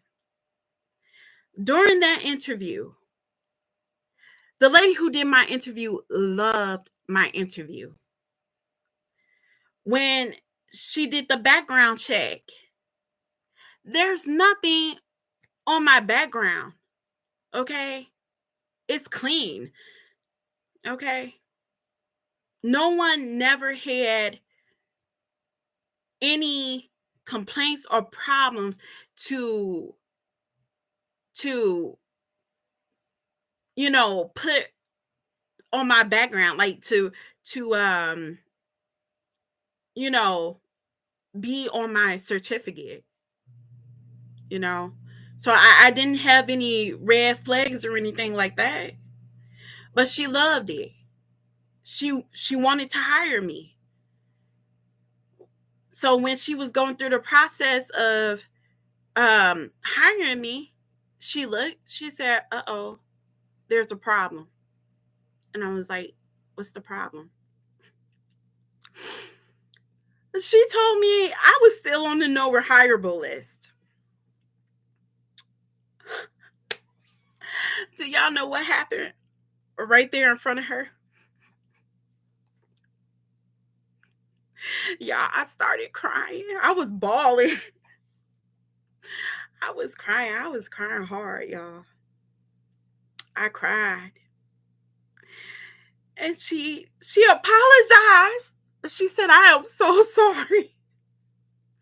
She said, "I am so sorry." I went through that whole spiel of what happened to me, y'all, because I was hurting bad for a long time because of that situation, y'all. And I went through that whole spiel, and she apologized. She apologized. She apologized to me. Because it stirred up those emotions, it stirred up those feelings to what had happened to me. Okay, y'all. And she did tell me, she said, you know what? She said, write an appeal, make an appeal. But I think because that time I was feeling so hurt, so upset during that time period, that I told her, you know what? It just made me upset all over again. How can I work for people who got me on this rehireable list? I mean, not the that no rehire list for no reason. That they did me so dirty and it's still there. But for what reason? I did nothing wrong. That shouldn't even be up there. So I was upset. I could have had a job that day, y'all. I went home crying. I said, forget about it. Okay. I y'all, like I said, I done went through so many nursing homes and had so many bad experiences. So many bad experiences. But my family tells me, uh, you know what? I know you like helping people. I know you like doing what you're doing, but hey, maybe CNA is not for you. Maybe CNA is not for you. Okay. My hard-headed self, I was like, oh, y'all just saying that. Y'all just saying that, right? I'm a great worker. I'm a great worker. Maybe it was just those people. Maybe it was just those facilities, just that experience, just that time. Whoo, baby, y'all.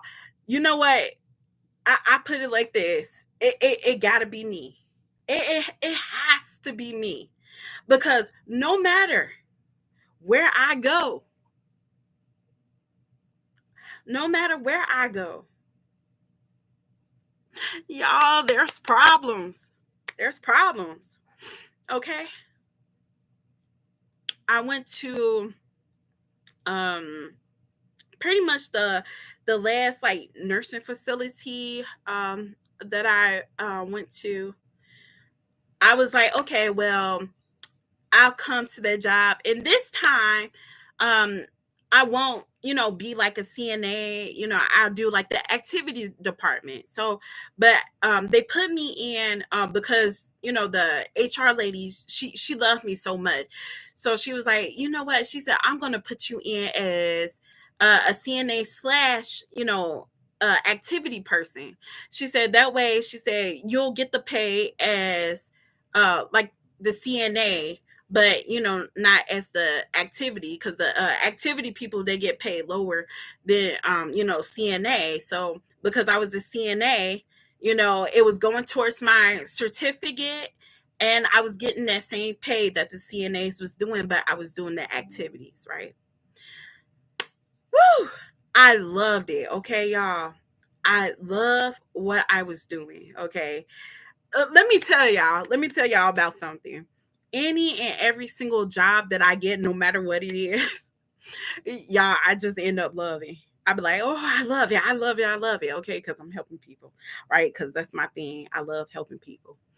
So, um, I was working at the job. I was doing good. I was picking up overtime like a boss. Um, because hey, I done lost my apartment because of what had happened. So I wanted my apartment again, right? And I felt that I found a great place to be at. Okay. I I wasn't having problems with anybody at the beginning. Okay. So as I was working in the department, I have a supervisor over the activity department. She just so happened to be in a relationship with this man who's over the kitchen section. So one day he comes into the office And I was sitting there doing my work, and his girlfriend was there too, my supervisor. And right in the midst, he tells me right in front of her, Helen, I like that white jacket you have on. You look like you could be a doctor. You look nice in it. He did this right in front of his girlfriend, which is my supervisor. From that moment on, y'all, from that moment on, she picked at me for every single little thing.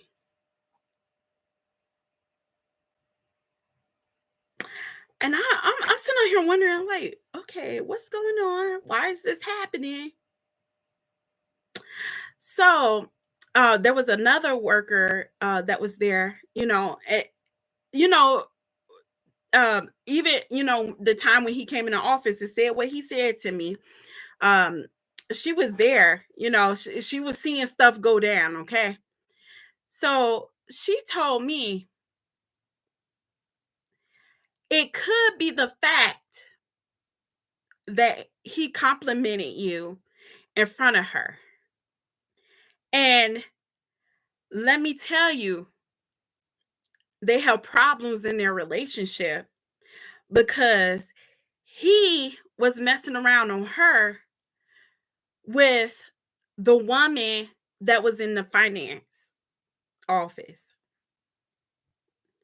And rumor being that he was messing around uh with the new lady that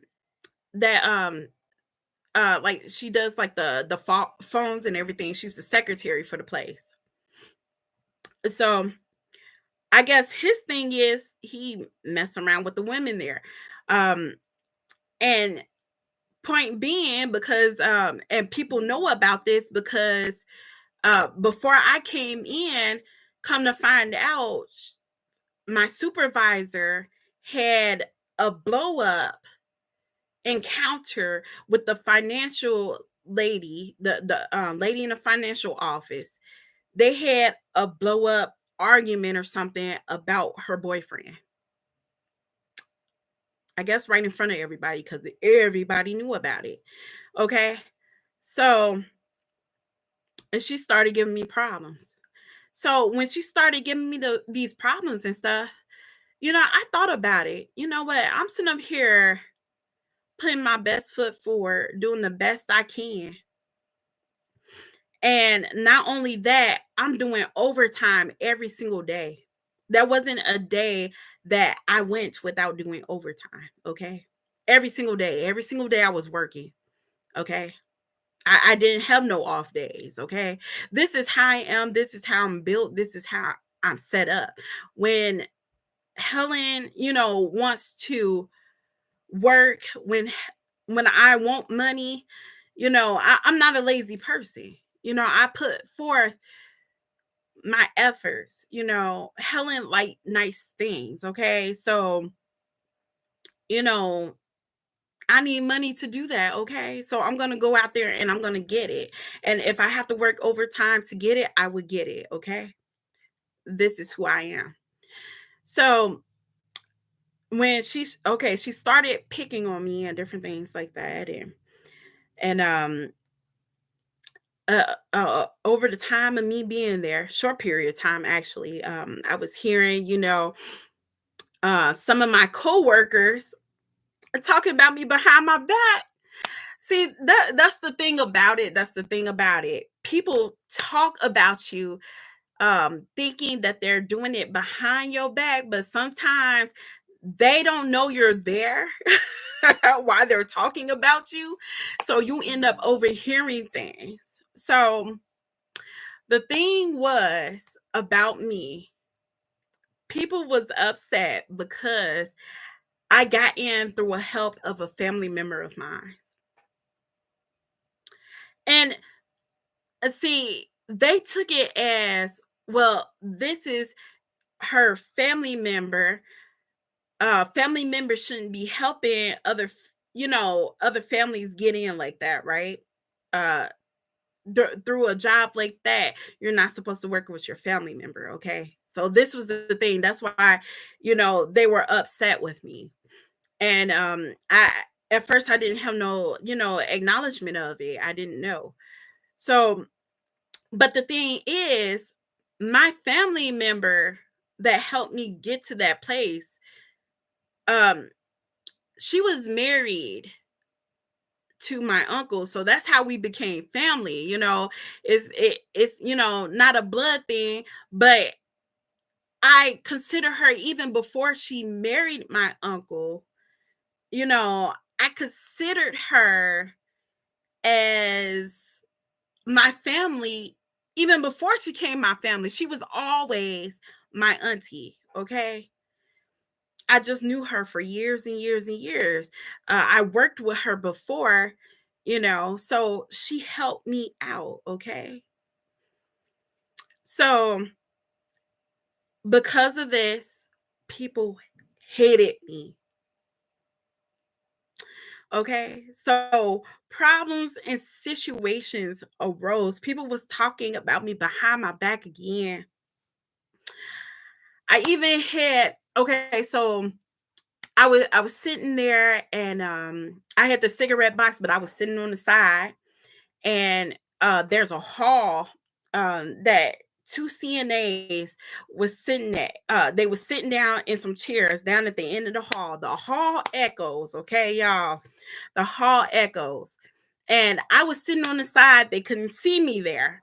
So they was assuming that I was outside with the people during smoke break.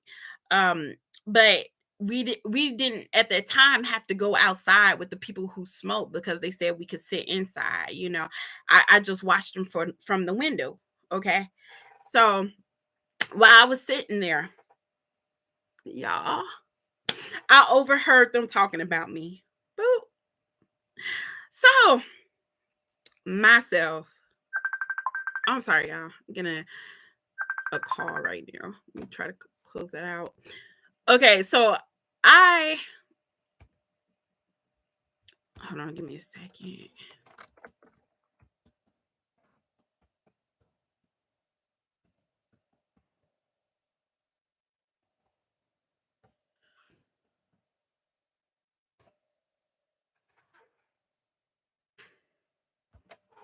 Let's see.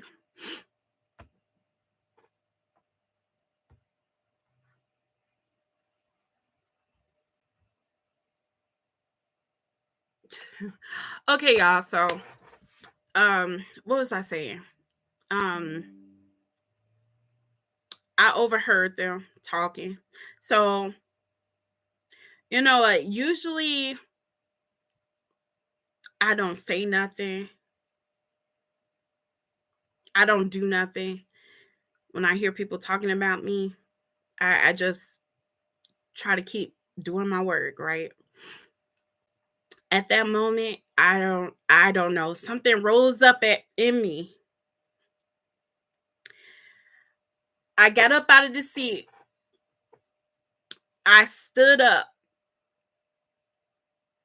walked into, like, I walked to the middle, at the beginning of the hall. I stood right in the middle of the beginning of the hall, and I looked down the hall at those two CNAs. I said, "Hello." I said, "Hey, y'all." Y'all, that's all I could do, because I don't want to start trouble. I don't want to be trouble. When situations go down, I don't respond to it. I don't reply to it, okay? Because I feel if I don't, that I could keep my job, right? I don't know about that, because, like I said, during that situation with my supervisor, there was a lot of things going on. So I tried to talk to her, converse with her, you know, to smooth things over, but more so of work. I really didn't talk to her about those situations, but I just wanted to handle my work, right? So, with that being said, there was a incident. I end up slipping, hurting myself on ice, which kind of brings me here today to the place that I'm at, of health problems and different things like that. Okay, so during this time I slipped on ice, and I had not fallen on the ground. And y'all may think that's a good thing, but according to doctors, that is a bad thing. When you slip, um, they tell you just fall. They tell you just fall, because if you do any and everything to catch yourself, it causes um injuries in your body. Okay, so when I slipped, um I corrected my balance. Hey, I tried to correct my balance. I went, okay, my back went, my leg went, okay. So I was like, oh well, I called myself, I didn't fall on the ground, I'm good. But I was in pain, okay. I was like, oh, I was like, I'm in pain, right? So I try to inch my way into this place, asking if somebody could help me, right? So eventually I got so far, and I was asking for help. And I guess this one lady seen me. It was a few people standing up at the entrance of the door. And they helped me to a chair, and I went to sit down, couldn't even sit in the chair, y'all. Mm, I was in pain. So it got to the point that was like, look, we're gonna have to send you out to the hospital, right? So I believe they end up calling my family. I end up going to the hospital. Y'all. y- Okay, y'all think that falling down would cause injuries. I would think that too. But according to the doctors, the worst thing you could ever do is brace yourself when you're in the midst of a fall. So come to find out, I end up during the time I twisted my back, which it did something to my spine where I had what is it like, I had bulging disc, because of the, I guess because, like, my back got twisted so hard, it messed up my spine, right? And also, what was it, I I guess my ankle got twisted. I didn't even know my ankle got twisted, y'all, but it was so bad that I ended up having like a torn tendon in my left ankle. Okay, so um, okay, to mind you, I was at work. Problems went down. They didn't want to help me. They said, "Yeah, you hurt yourself somewhere else." This is what they're telling me, right? I was like, okay, I was walking fine and everything all day today. And then after I slipped on ice, I came in, couldn't walk, couldn't move, right? But you're telling me it happened somewhere else. No, it happened here. Okay. Y'all have ice on your sidewalk that's not salted. Okay. So, um, from that, I had to wear a boot. I had to have crutches. They didn't want me to put any pressure on that leg. Um, yeah, I was just messed up. And um, I tell y'all one thing, with those crutches, um, they're those crutches are bad on a back, okay? Especially like me, I just injured my back. So I'm sitting here trying to use crutches, and it was just bad. So I was sitting at home for a while, but hey, they told me I had to come back to work. They was like, you got to work, and um, because I think they put me on temporary disability for a while from work. So they paid for like maybe like a few days. It was like a few days or something. They didn't even want to pay for that. So they told me to come back to work. And so my doctor had me on restrictions. They was like, look, when you go to work, like you have to be sitting down, and it got to be something like paperwork because they was like, you can't work, okay? So I would get there. Well, when I got there for that first day, um, they was like, okay, well, we got a place for you, okay? So they was like, you're gonna be shredding papers. I was like, okay, I could sit in the office and shred papers. They said, no, you're not sitting in the office, not in the activity office. We're taking you to um, this room that, that's not used.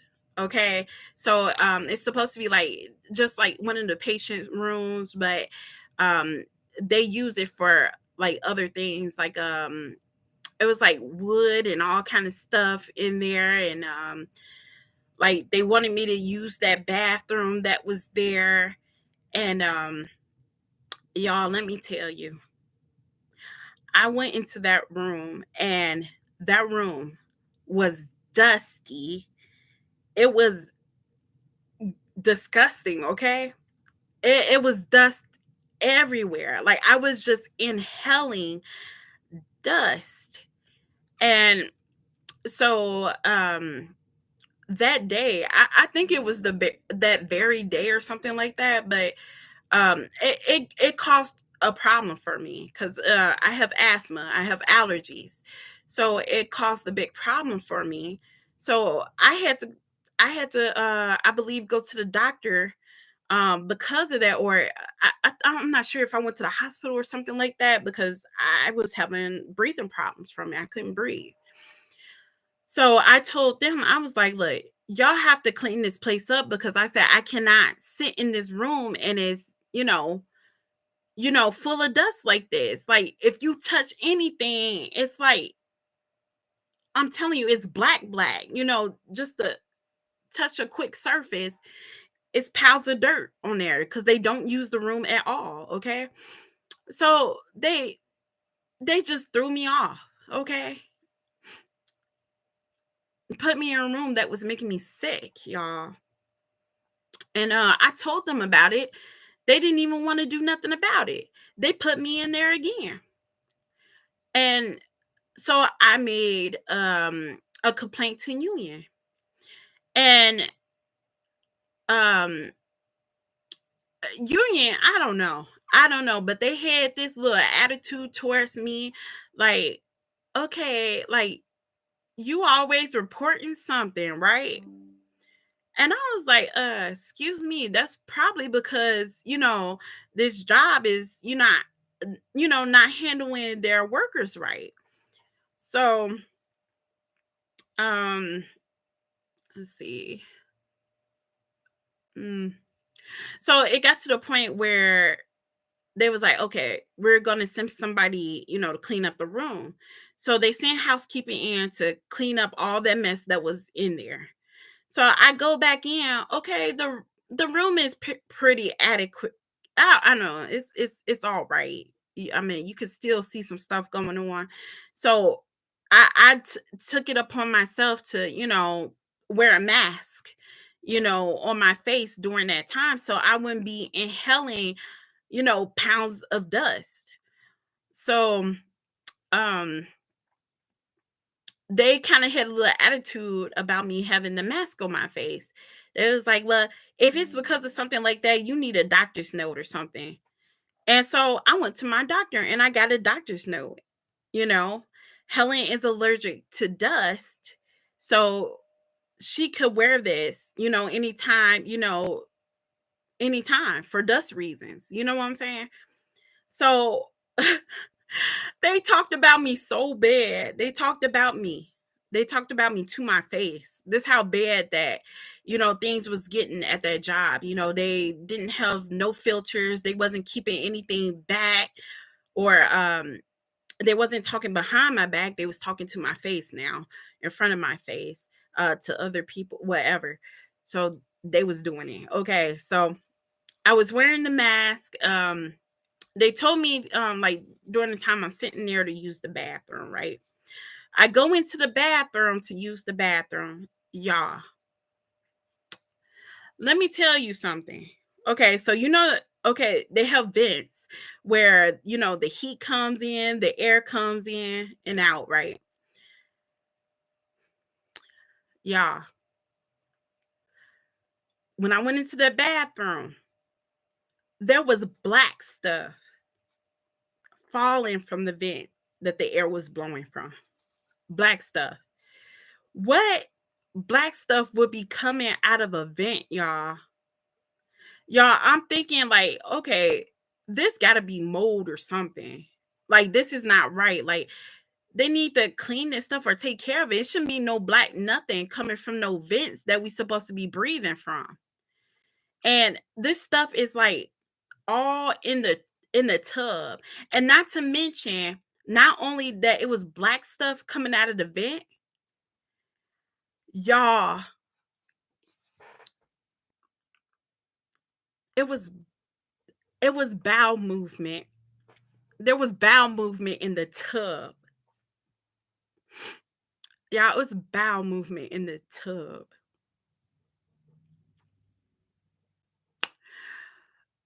And I had to see all this stuff and experience all this stuff because they ain't care nothing about me, y'all. They ain't care nothing about me. So yeah, I was reporting to union, y'all, because it was affecting my health. It was affecting my health and my mental at the same time, y'all. Okay, because these people was just doing me straight dirty, straight wrong. Okay.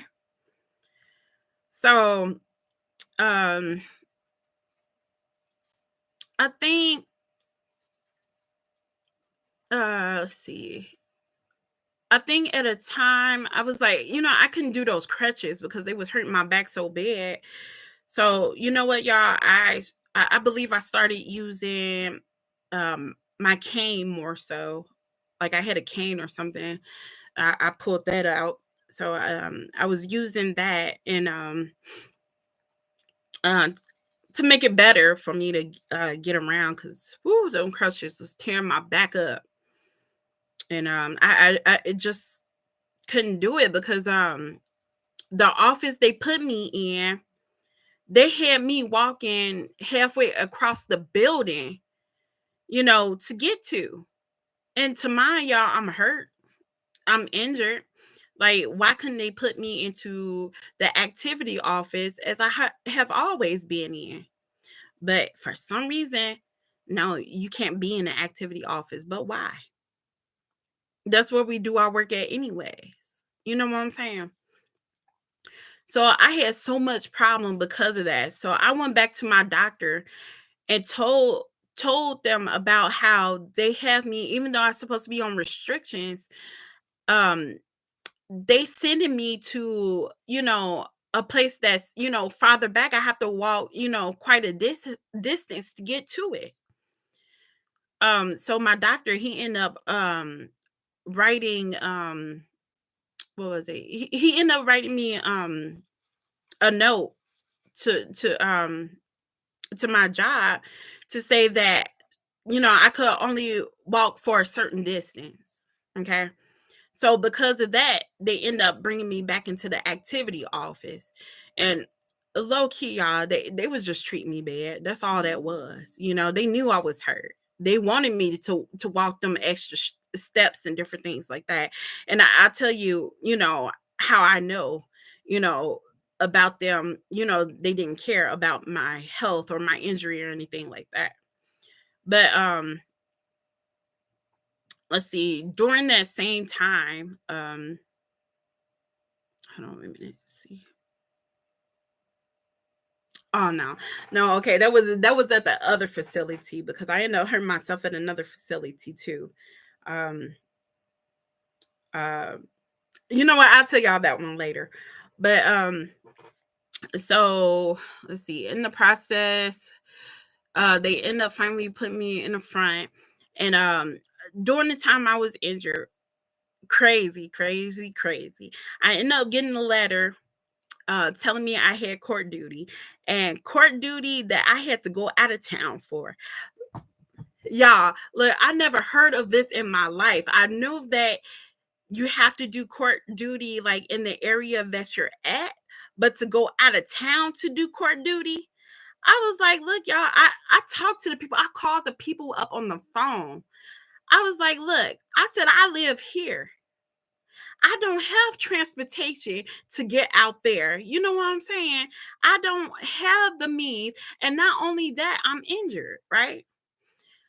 So I had to talk to, I believe, that courthouse a number of maybe 3 times. When it came to the situation I was going through, look, I'm injured. I can't be doing any, uh jury duty right now, especially, out of town. So they end up doing like a emergency like cancellation for me, right? So, but even before that, when I had received that when I had received the jury duty, um I wasn't hurt at the time that I had received the jury duty. So I had already made the request off for that day for jury duty. So I already gave it to my supervisor. So um it was, let's see, right. So I already gave that to my supervisor. Um but in the process, I ended up getting hurt. So uh what was it? So during that time that I believe it's supposed to been like, I think I had a week or so uh before I had to go into, like, that I was supposed to be going into jury duty. And they finally called me back and they dismissed it. Like I think it was like maybe the day or something before I was supposed to be going in.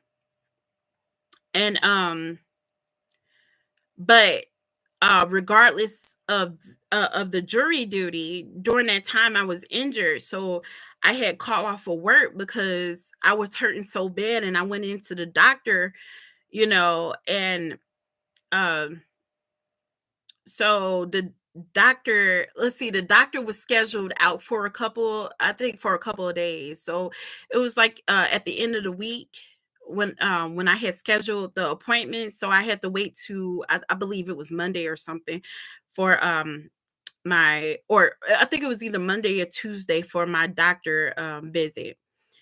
And so but on that day of my doctor visit, my doctor ended up writing me a note for the days that I was off of work. So um I end up going into work, but even during that time I was, keeping up with them, telling them that I was calling off, off of work because of my injury. And I was just hurting that bad, y'all.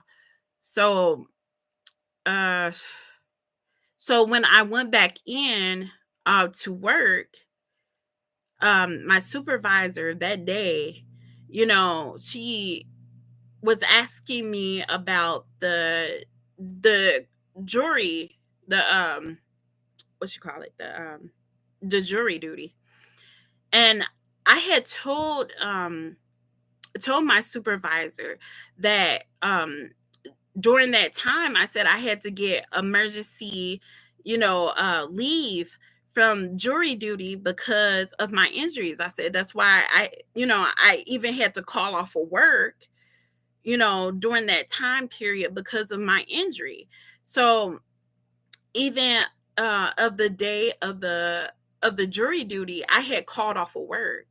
So I was calling in every day to the secretary at the front, you know, of where I worked at. So I was telling her that, I was going to be off for that day or whatever like that. And um, it had got to a point where one of the people had went off on me because I had to let the nurse know if my supervisor is not in. So I was reporting to the nurse about it. And y'all, um,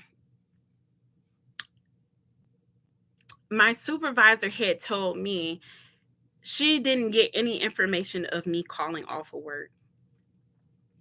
And so I told her that I talked to, you know, this secretary, and it was confirmed with that secretary that I did call off of work, right?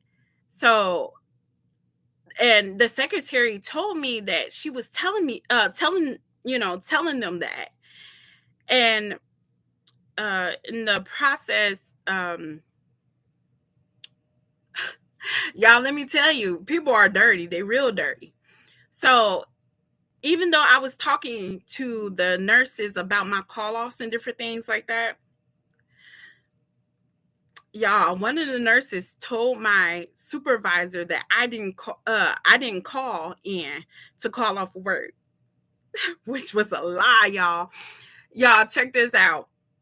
I had left messages to my supervisor, not just calling in at the front desk.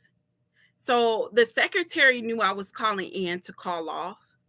I even left messages with my supervisor to let them know I was calling off. But y'all, when it comes to things, it's your word against theirs, right?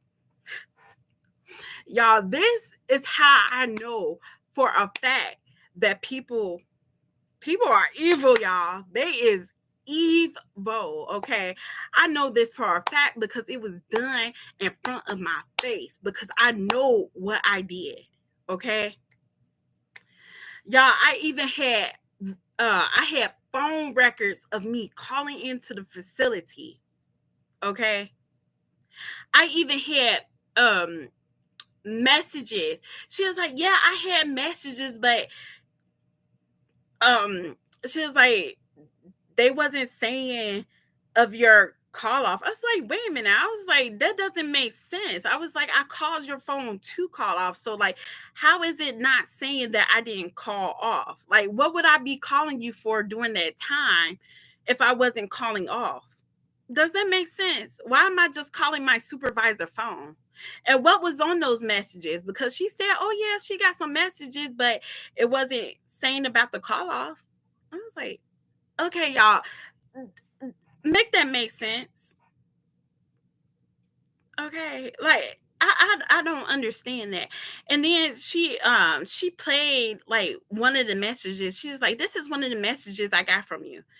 Mind you, it's not every single message that I had sent her, right?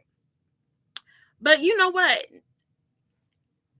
During this time period, I let her know, okay, about the cancellation of my jury duty. See, that's what she was worried about. Did I go to court? She wanted to know if I went to this jury duty. And in the process, hold on, wait a minute. So she wanted to know about the jury duty.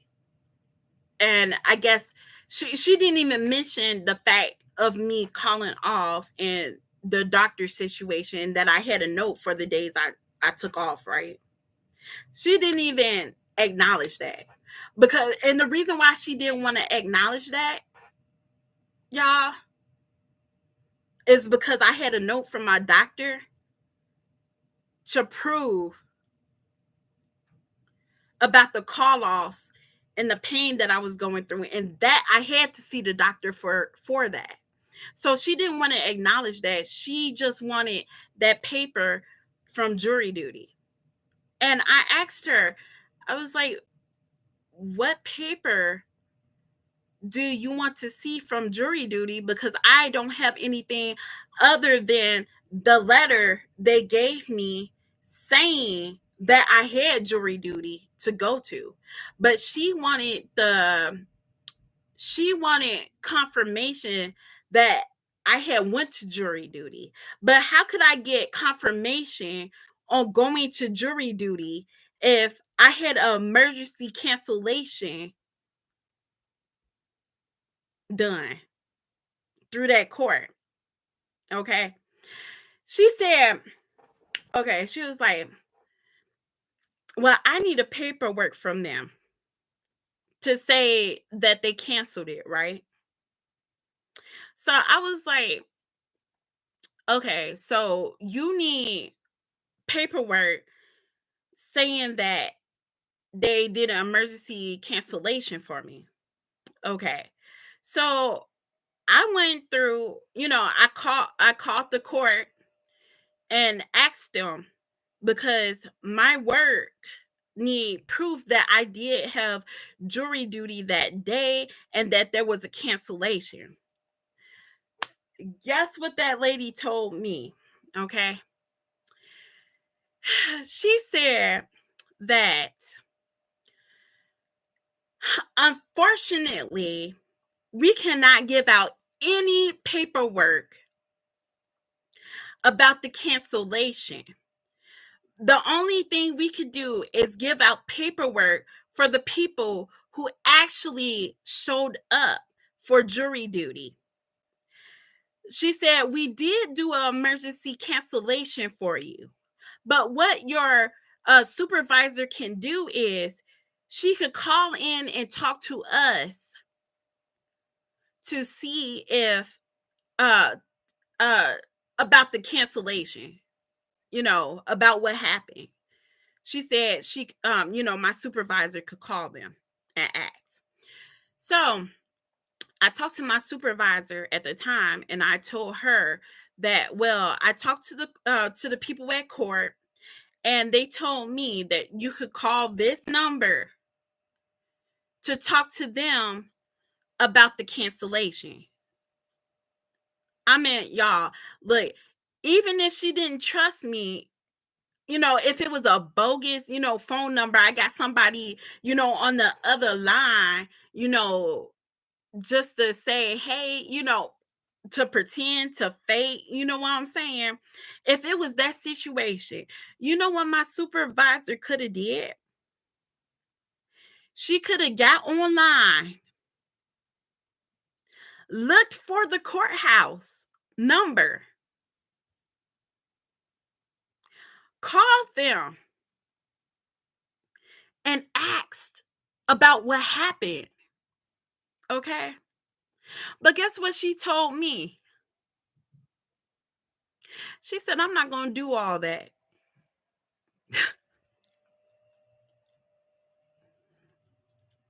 Y'all, tell me that a person is trying to get me to lose my job without saying it. Boy, that's action right there, boy. She wanted me out. She didn't want me to work there.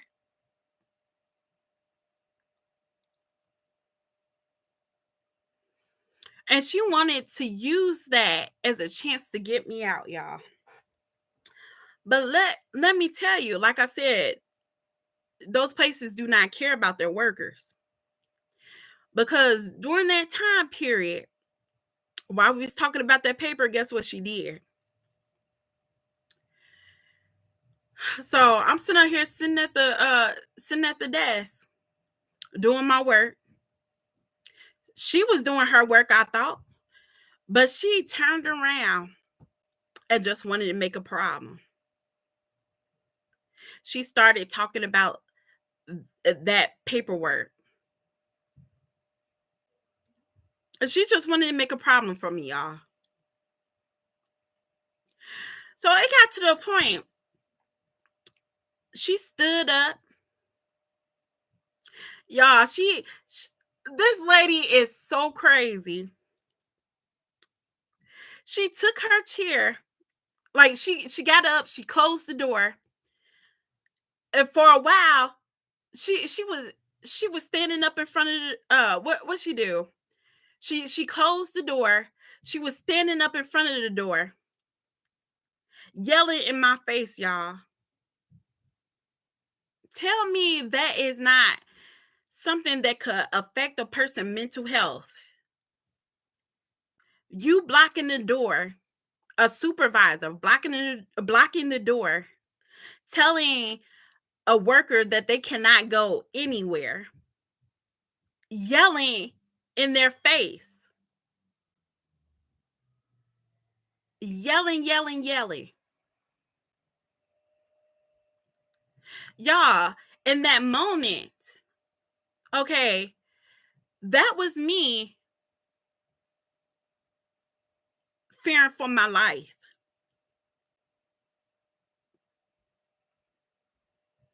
Because why?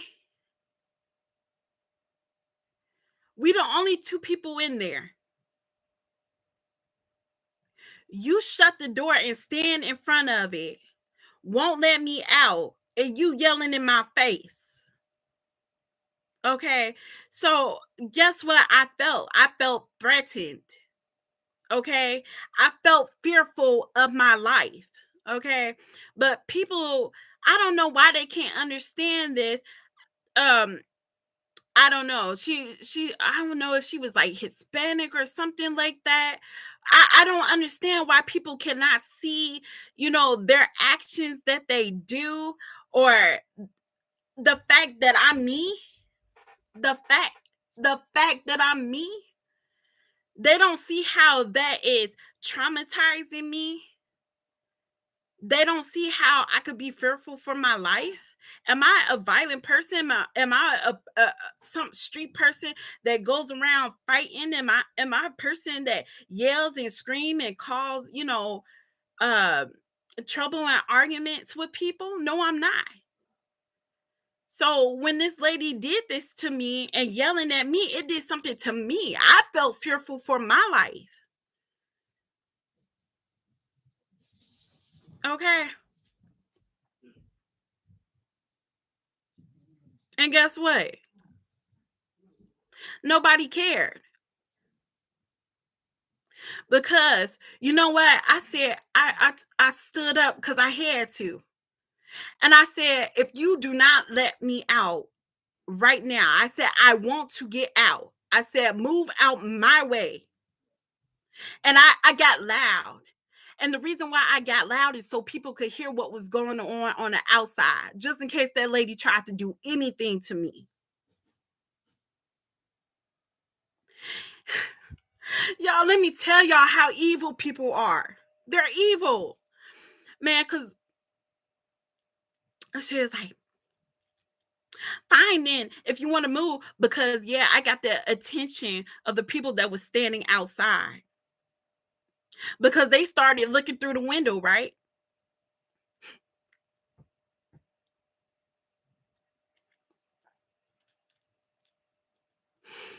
They started looking through the window and she looked. So she was like, fine then, you wanna leave, then leave. She tell me if I leave, I was gonna get fired. That's what she told me. But y'all, who gonna stand there and let somebody continuously yell in their face? Like, who gonna stand there and take that? That's traumatizing. I didn't know what that lady was gonna do to me. Sitting up there losing her marbles in her mind like that, just yelling. I had walked up out of that office. The nurse next door, the nurse office is right next door. And all that time, my supervisor was doing that, screaming. That nurse ain't never once pulled her head out. She never once came to that door to see about what was going on until I had stepped out of that office and I walked. Uh, I think I was walking, heading towards. I think the front. I was heading towards the front of the building, so I had walked past the office. The nurse told me, "Helen, come here." What is all that screaming going on?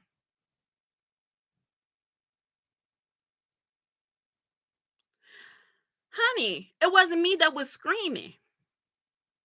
It was my supervisor that was screaming in my face. And I yelled back so I could get out of the office, so I could save my life because I didn't know what that lady was going to do to me. I have every right to protect myself.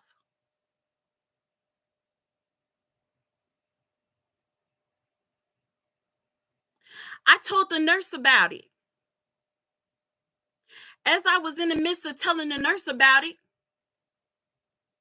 because the nurse asked me what was going on, my supervisor came in. Oh, Helen, you sitting out here telling her what happened? Did I just go in there telling her what happened? No, I did not.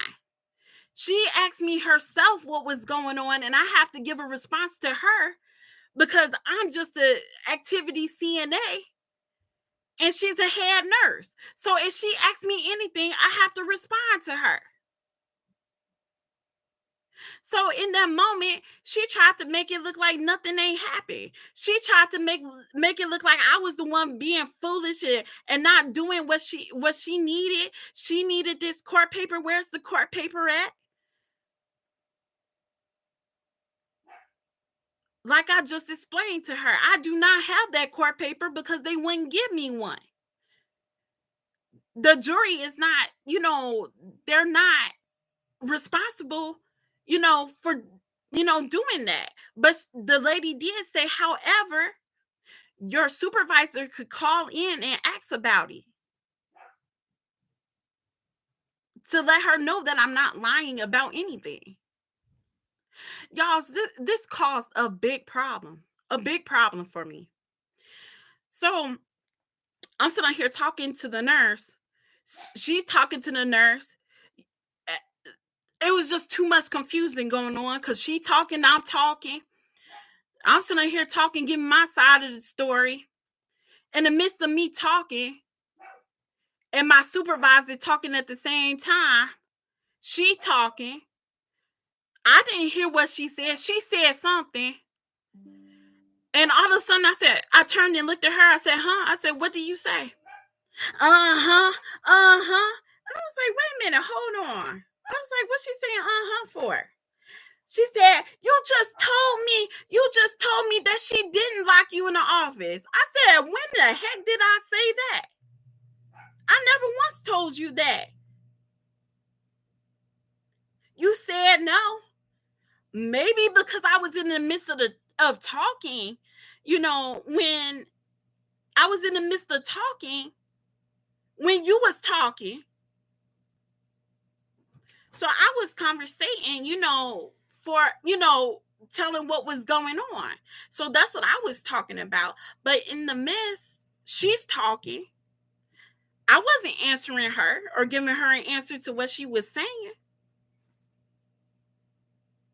But therefore, she took it upon herself to believe what she wanted to believe or, feel how she wanted to feel about me.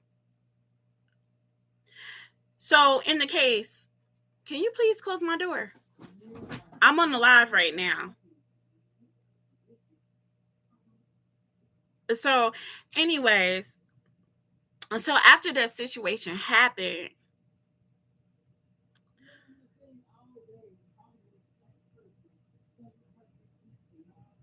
ma, like I said, I'm on live right now.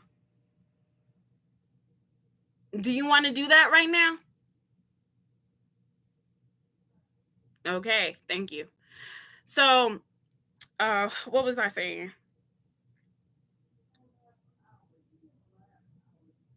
I wasn't on live for hours. Do you want to do this right now? Because I'm on live. Yes, and I'm sure they can hear you talking in the background because I can hear you fine. You know this is live, right? No, that's not me. You're responding right now.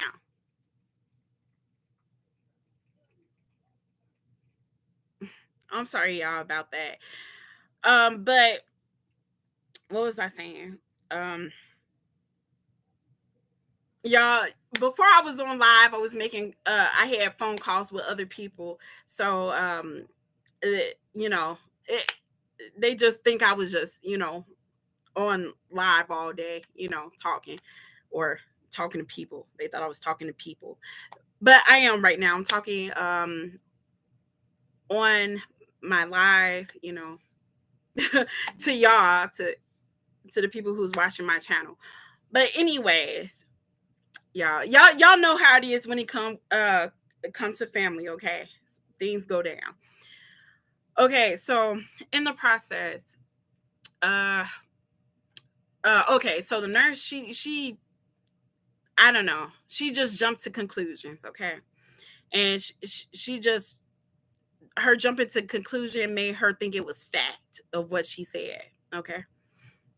So I think at the time I was talking, I said no at the time, and I realized that she asked me, so did she lock you up in there? But I'm talking, giving my side of the story. She thought I was answering towards that, but which wasn't true.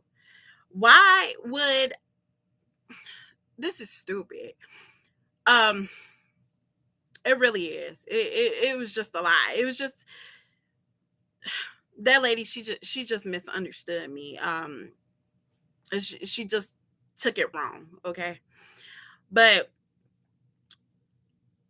because of her, how her response was to what I had said, and she and didn't nobody do nothing about my supervisor doing what she did. I went out and I made a police report about that situation. When I went to the police station, yes, I did. During my break time, I left out. I went to the police station and I made a report on my supervisor. And um, let's see. And one thing that I thought was really crazy, while I was at the police station, a police station told me to go back to that facility and get my supervisor information. So I told them, I was like, why would I go back to that facility and ask for her information? I was like, these people is not liking me or really caring about me right now. Like, I'm figuring that's something, that the police is supposed to do, right? They supposed to do an investigation. They supposed to get the information, everything like that. But hey, he told me, he asked me to go back to get the information. So I end up going back, and I end up talking to the HR lady, because the HR lady, she's really nice, and I never had a problem with her. So when I talked to the HR lady, and she told me, um yeah, she was like, Helen, well, I have to call the administration, because if it's anything like this, I have to let the administration know, and she have to be back here. So I got my paperwork. I got my stuff, my wallet and stuff. So everything is together, like on the desk. Cause I had to show the HR, what I was talking about.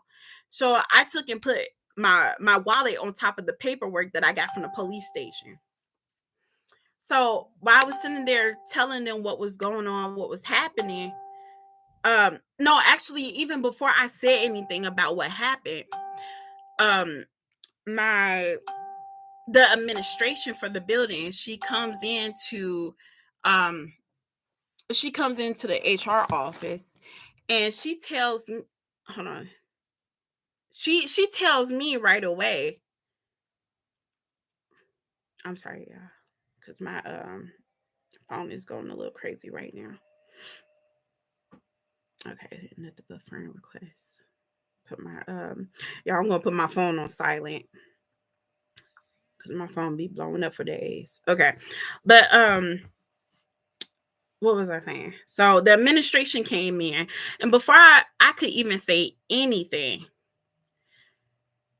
you know, my administration told me, if you want to keep your job, she said, drop the police report.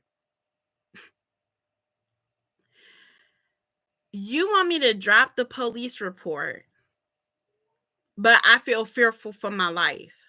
Does that make sense? Somebody, yelling in my face, you know, throwing out threats and different things like that to me. Like, you want me to drop the report, right? I'm not going to do it. She was like, well, okay. Guess what she did, y'all? She picked up my wallet, my personal things, my personal belongings. She picked it up without asking, picked up the paperwork.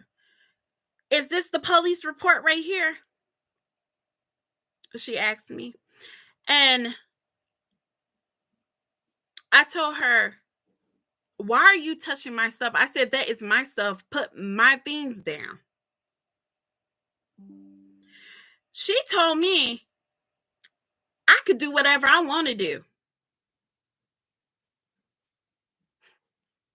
And she said, I'm going to take a copy of this right now. She took that paperwork and she copied it to keep it for herself. I did not give her any permission to take what I had.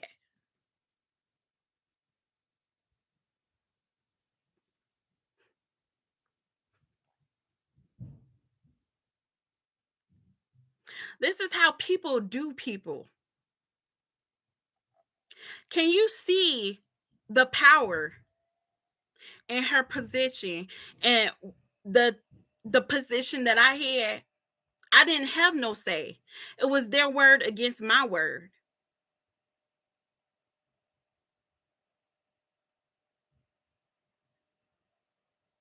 I was even told by my supervisor, by my administration, that they could do whatever they want because they're in the position that they're in. They're over me. Can't nobody touch them. They told me this.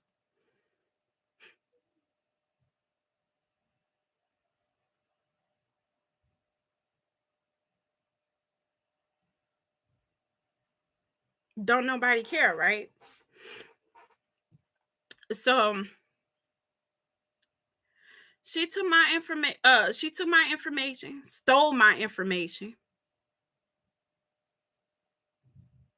And that shouldn't be, that's not right neither. Y'all know I reported this to union. Like they say, Helen, you always reporting on something. Yes, because these things need to be reported on. Okay. I'm not just a nobody. I mean, y'all making like I'm just a nobody without power. Like I'm nothing. That's how you're treating me. Okay. I'm a human being and I have my rights. I have my rights for protection. As a worker, I have my right for protection. Okay. But in the midst, she told me I had to leave the building, that they was going to do an investigation. Oh, here we go with the investigation again on my background. Here we go again.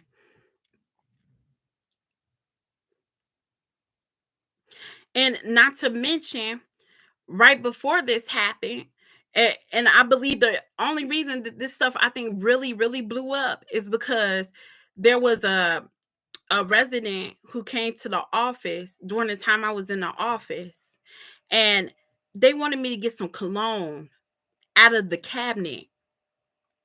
And Not to mention it was during lunchtime. During lunchtime, we supposed to be doing paperwork and stuff. The residents not even supposed to be at the office. We not supposed to be doing anything for the resident at that time. We supposed to be doing paperwork only, right? This is what my supervisor tells me. But that hold on, wait a minute. So okay, that's not the issue. The thing was that that resident had came to me at the beginning of the day and asked for their cologne. And um at the beginning of the day, there was somebody who brought some uh, some tables and stuff, and it's just stuff like in front of the cabinet. And to mind y'all, I'm injured and I'm on these crutches and I can't reach the cabinet. Okay. So I had made like an announcement on the intercom a con during that time. If someone could, send me help um to help this resident out at that time. And s- people heard my announcement. They said I made the announcement for help. Um I even stopped the person, as they was walking for help. But they said, "Well, I'm busy right now. Yeah, I did hear your announcement. Um, but I'm busy right now." So they walked away. And um another person, I don't know if I had called I think I ended up calling HR, or I don't know, I ended up talking to the lady for HR as well. Um, but to let it be known, I did make the announcement and I did ask for help so I could be able to help this resident, but I could not help the resident because I was injured. So um nobody came to help. So then when lunch rolled around, um uh they came back to the office again. And they end up getting mad, but and upset, but there was nothing I really could do about it. My supervisor ended up coming in, which is really odd because my supervisor, don't usually come in, when it's on her day off or something like that. She just popped up all of a sudden. I think technically, I don't know, low key, I think they kind of knew what was going on because this this is a day where, oh, okay, this day that I came into work, um there's usually two activity people in the office working, and the supervisor be there, right? On this day, some odd reason, um there was only one activity person that was supposed to be showing up, and but she had something to take care of that day. So um they said come to find out, I guess she would be, well, they said she'll be in later because she had some kind of thing to do. And the supervisor didn't show up, so I was the only person in the office during the time, right? And to mind you, I'm not supposed to do work, only paperwork during that time, right? So that's why I'm telling y'all, I think, I'm not sure if it was a setup or what, but I think they was just, over time, trying to find ways to get me out of there.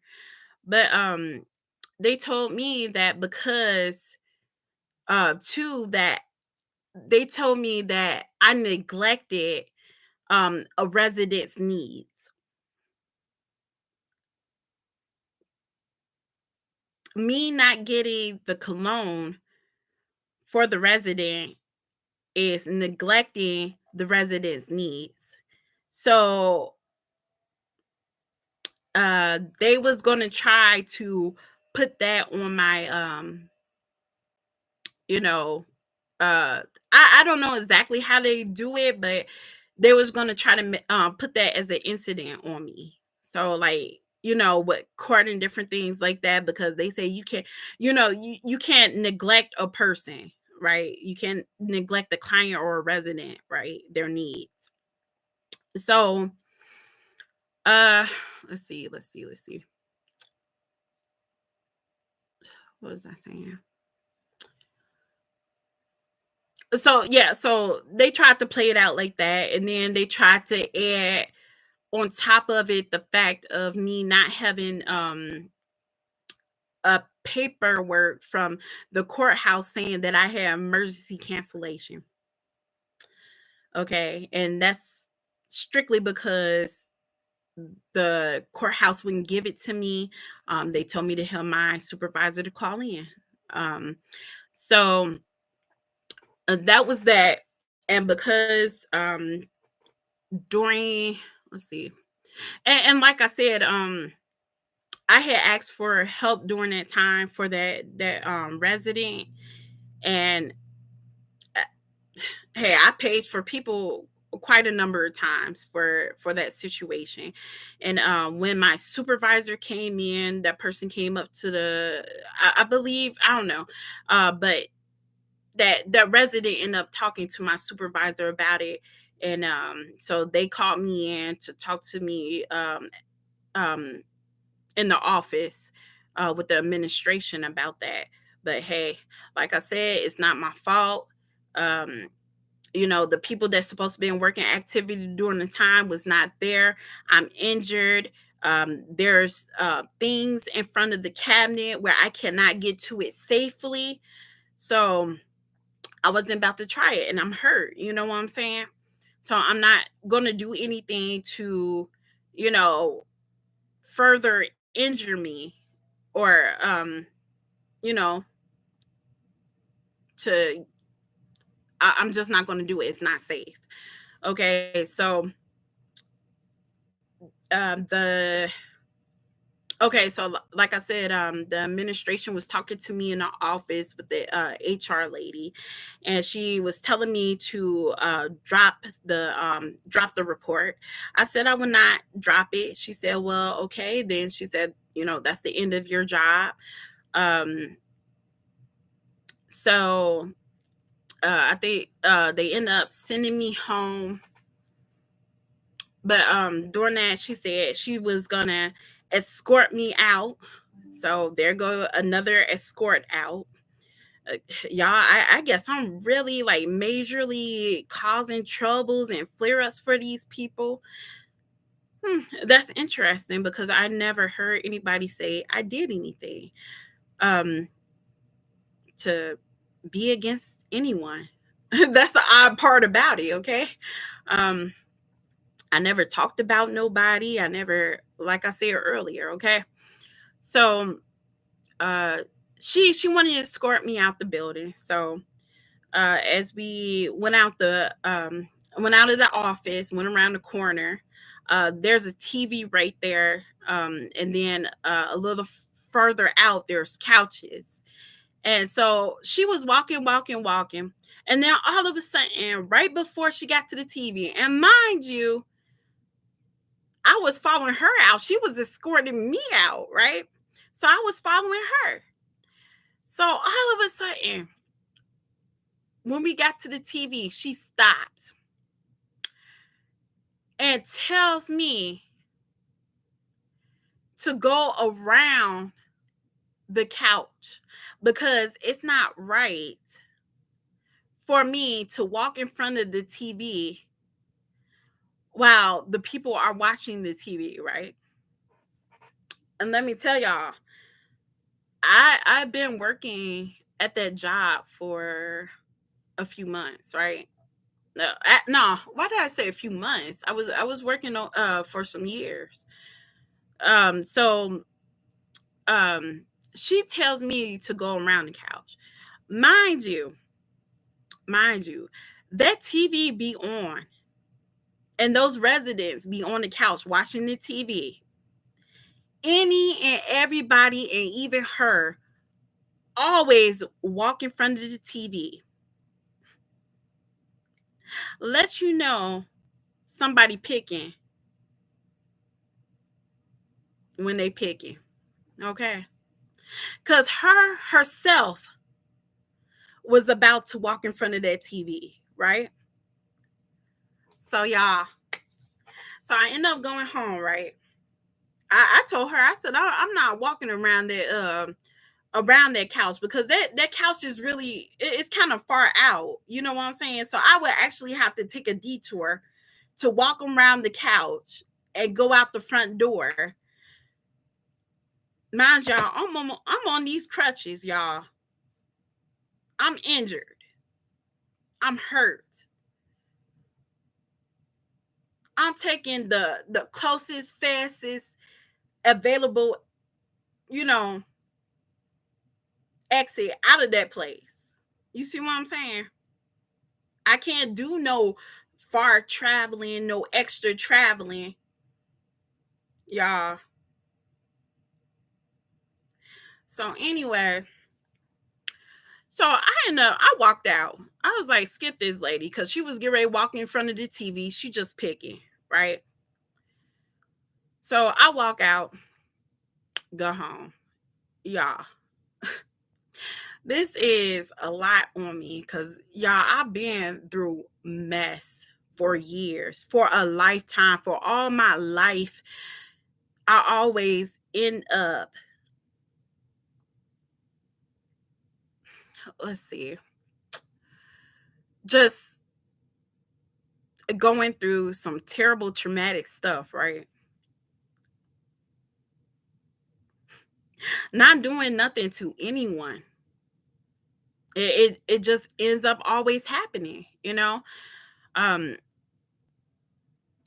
some people were like, look at yourself. It got to be yourself is all if it's always happening. I have heard people tell me that before.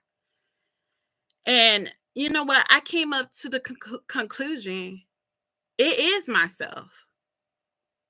The reason why people treat me like that is because it is myself. I like to do good for people. I don't like to see people hurt.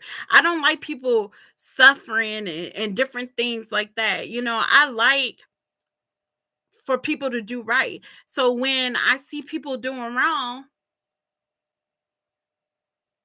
I make sure I do, right and stay doing right. And they don't like that. I mean, that same place I had a CNA.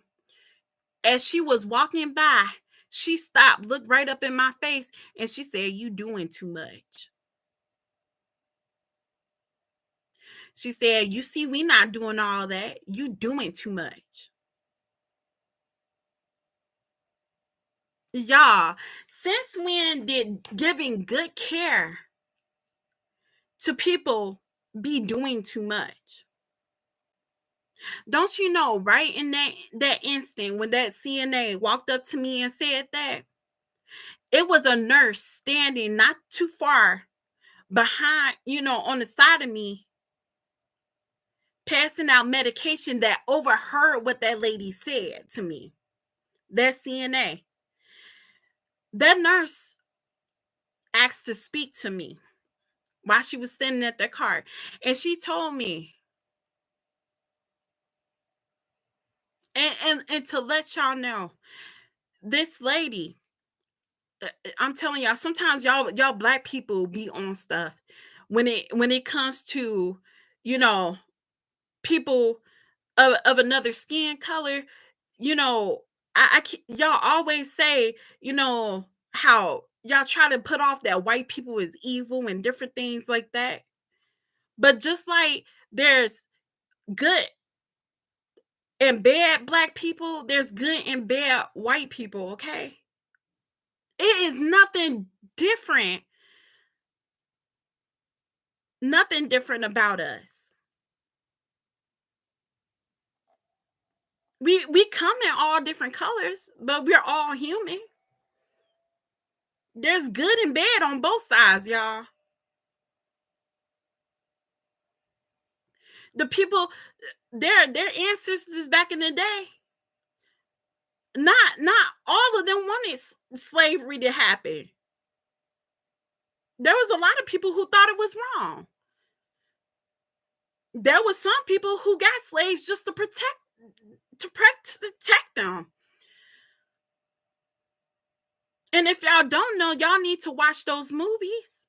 Y'all need to watch those biographies and different things like that. Y'all need to do y'all research. Okay. But this lady, she spoke to me and she told me, she said, I love the way you work. The patients around here, the residents around here, they really love you. They like you. And she said she know that. She see that. She see the work I do. She said people are angry. They're upset because you're doing right. She said she see this. She told me she said keep doing what you're doing. And she said you're going to continue to face this. You're she said you're going to continue going through this.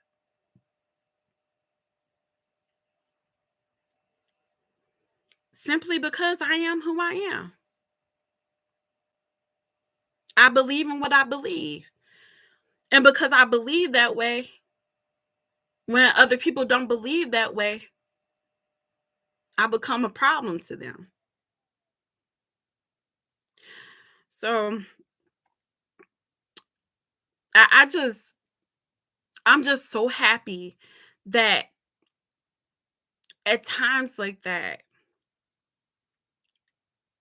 when I feel like giving up and different things like that, when I feel like I can't take it no more, when I feel like my life is nothing and insignificant and even further, because like I told y'all, all this time I've been going through this stuff, the things that people been doing to me, it's been affecting me mentally because it's traumatizing. This stuff is that they've been doing to me. It's working on my mental. Where I know I'm supposed to have a job and survive, people are not giving me that chance to work and and, and do what I need to do. They're not giving me that chance.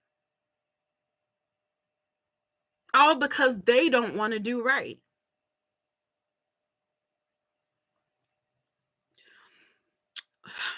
Now I hope, that people see this video and go forward and post and share and like this video. It needs to get out there. It needs to be known about the treatment, the ill treatment that is going on out there. How people are treating people is wrong. It's not right.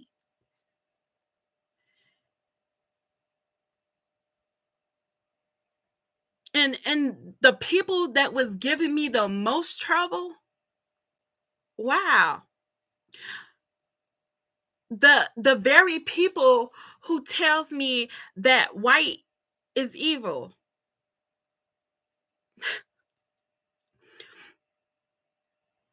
and out of the rare and occasions that like these miraculous you know interactions that I have where all of a sudden that very person that they said was evil came up to me and gave me love, something that my own people can't even do. They want to throw you under the bus. And people knew that people was throwing me under the bus. People knew that these people was doing me wrong, but uh, nobody stood up for me. Nobody took action to they knew, okay, so y'all see this stuff going on. And when people have a wrong ideal and talk about me behind my back, when you overhear this, like, are you going to stand up for me and tell them that they're wrong?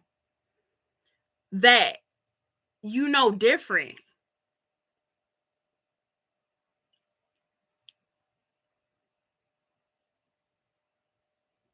And the one lady who was a secretary that tried to speak up for me at that job, they ignored what she said about me calling in to call off.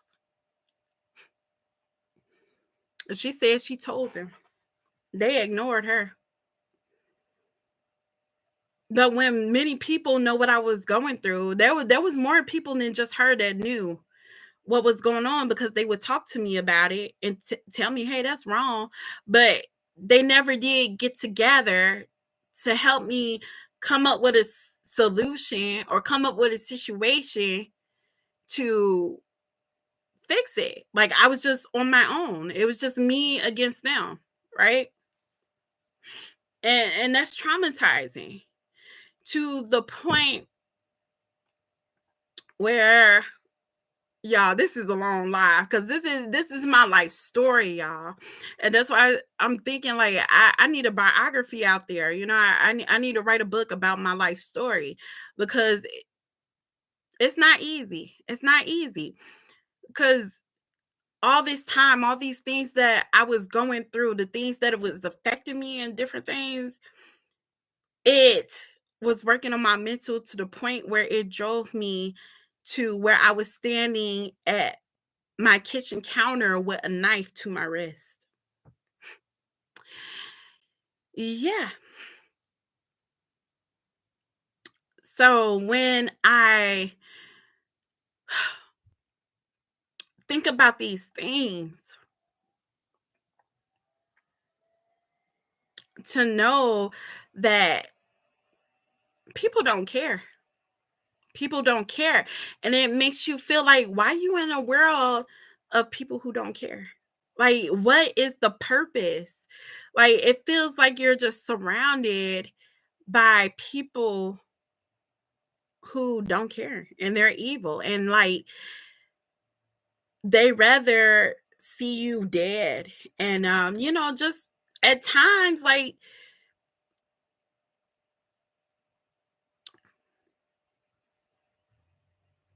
that almost came a reality. That almost came a reality. I almost took myself out of here,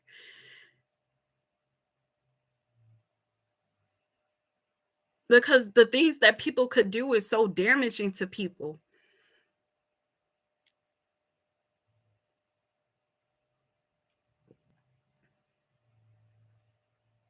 They don't care. They don't care about people. All this stuff they got going forward, talking about they care about people, but it's a messed up system.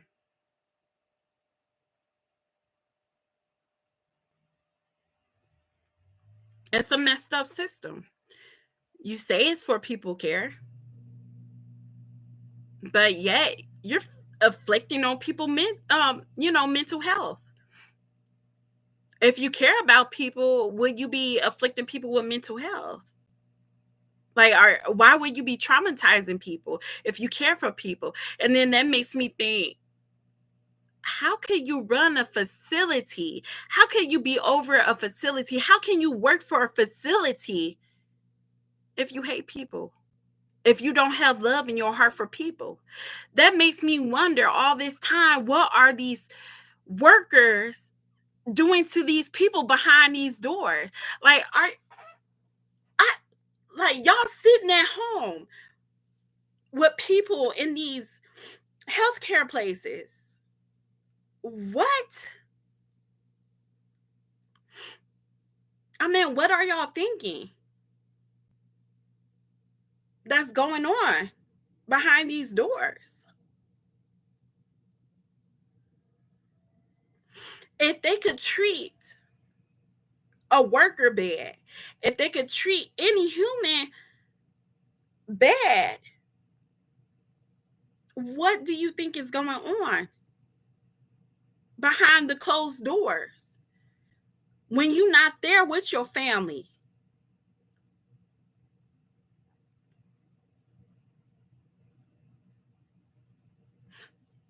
You know what they say, when a family is there visiting, Be on call for that person. Be ready for that person. Wait on them hand and foot while that family member is there. That's what I was told by these facilities, to cover what they actually do there. Do you think that do you think that the same care that you see these CNAs, these workers, these these healthcare places give, do you really think that when you're gone, your loved one gonna get that same care? Do you really think that?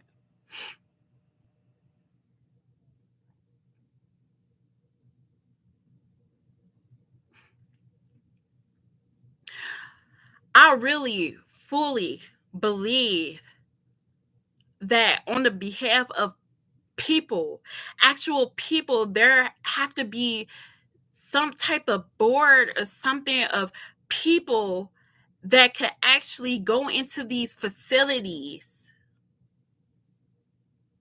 work there, undercover, to actually see what is going on. And not only just to the residents that's working there, but the workers as well. You ask why these workers are going crazy and abusing your loved ones. But have you ever thought about the treatment that the people who own these buildings give the workers? So when a person snap, y'all blame that person for snapping instead of blaming the person who is afflicting the abuse on the worker. Okay, these jobs are abusing the workers, and in return the workers are abusing your loved ones. Okay, you know what, and I'm on here live right now talking about it. Why? Because I can talk about it, because I ain't got nothing to lose, y'all. I'm not working in CNA no more. I ain't got nothing to lose. Like I said, I was standing at the counter about to slip my wrist because of the abuse they was putting on me, the trauma.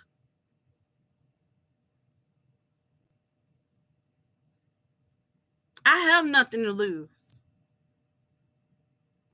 And because of that situation, I experienced so much stress. And even from my injury, that I developed health problems where my doctor told me not to worry about work, don't work. And I'm waiting and I'm fighting for a disability. Y'all, I'm stuck. I feel stuck. To be honest and transparent, as much as I call on Jesus, I feel stuck.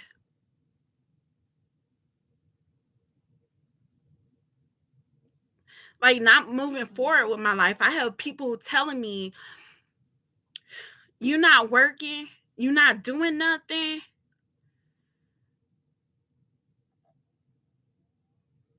What husband would want a woman like that? So I'm a young woman out here getting older, um, not married, because my body is messed up from the job I was working in, the mistreatments that I was getting, the abuse, all this abuse. And you know what? The abuse was coming in from the people who was over us. So who is supposed to step forward and help people such as me.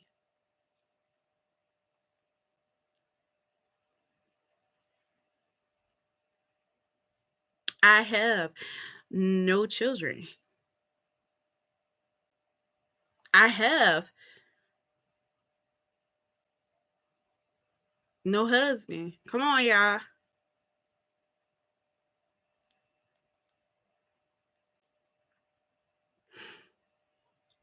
A person who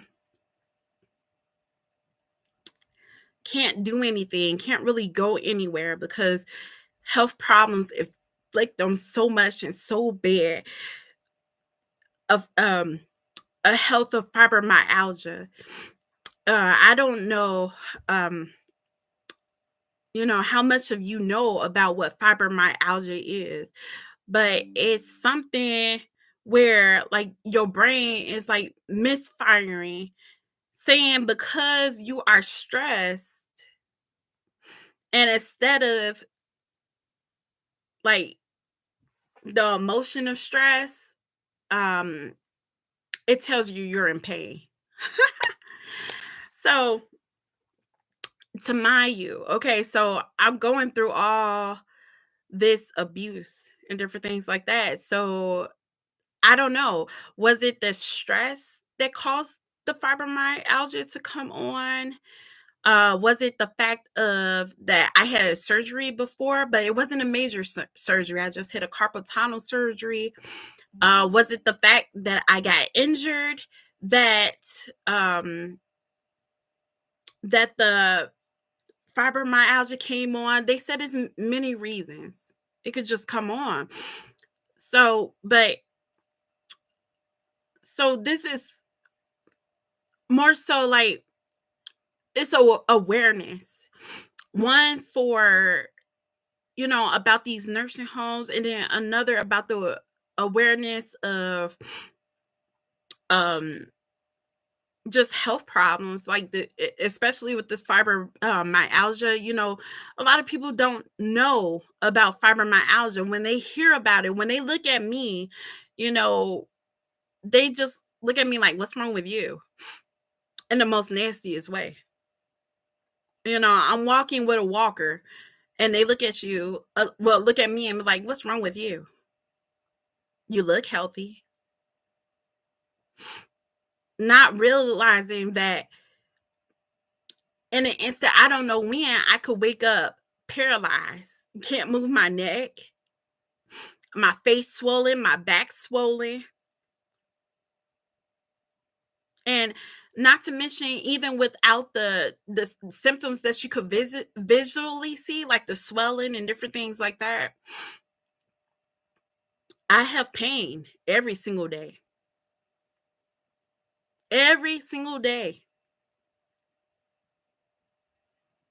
But because I look how I look,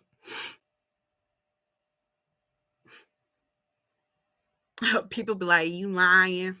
Ain't nothing wrong with you. Why are you walking with the walker? I seen you walking before without a walker. Of course, people walk before they get placed on until they get placed into a walker, right? Um, some of the things that people say is so ignorant, so ignorant. The people saying that, oh, you're just lazy, saying that, oh, you will never get married.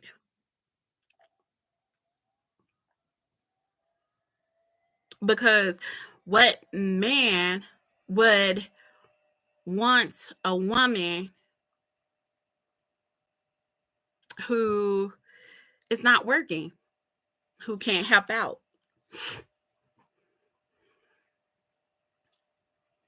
I have met some people where they tell me, oh, that's not true, but in the end, that be the conflict about our relationship. you know that be the failure in the end, the block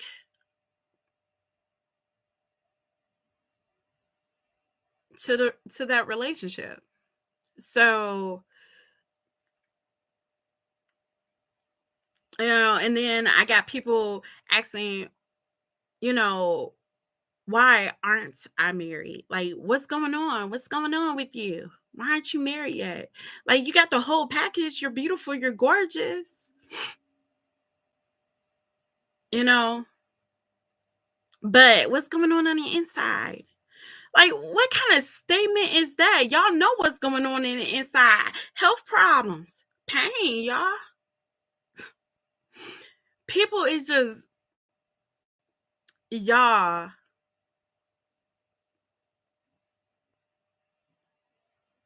And and the people that are saying these things are the people you think you would never hear this from, right? Because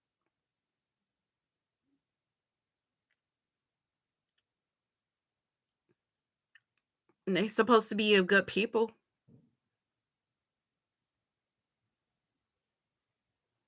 s- you know.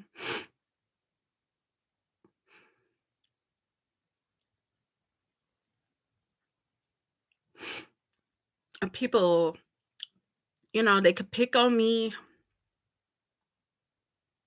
they could say bad things about me,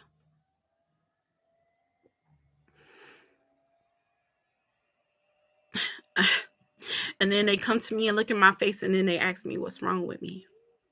Why am why am I like the way I am? They say, Helen, you don't smile.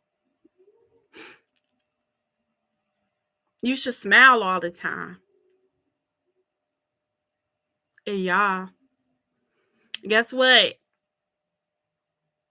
I'm not happy all the time. Probably because y'all picking on me. Probably because of the abuse I've received over time. What do I have to smile about? Okay. Um, People say that, you know,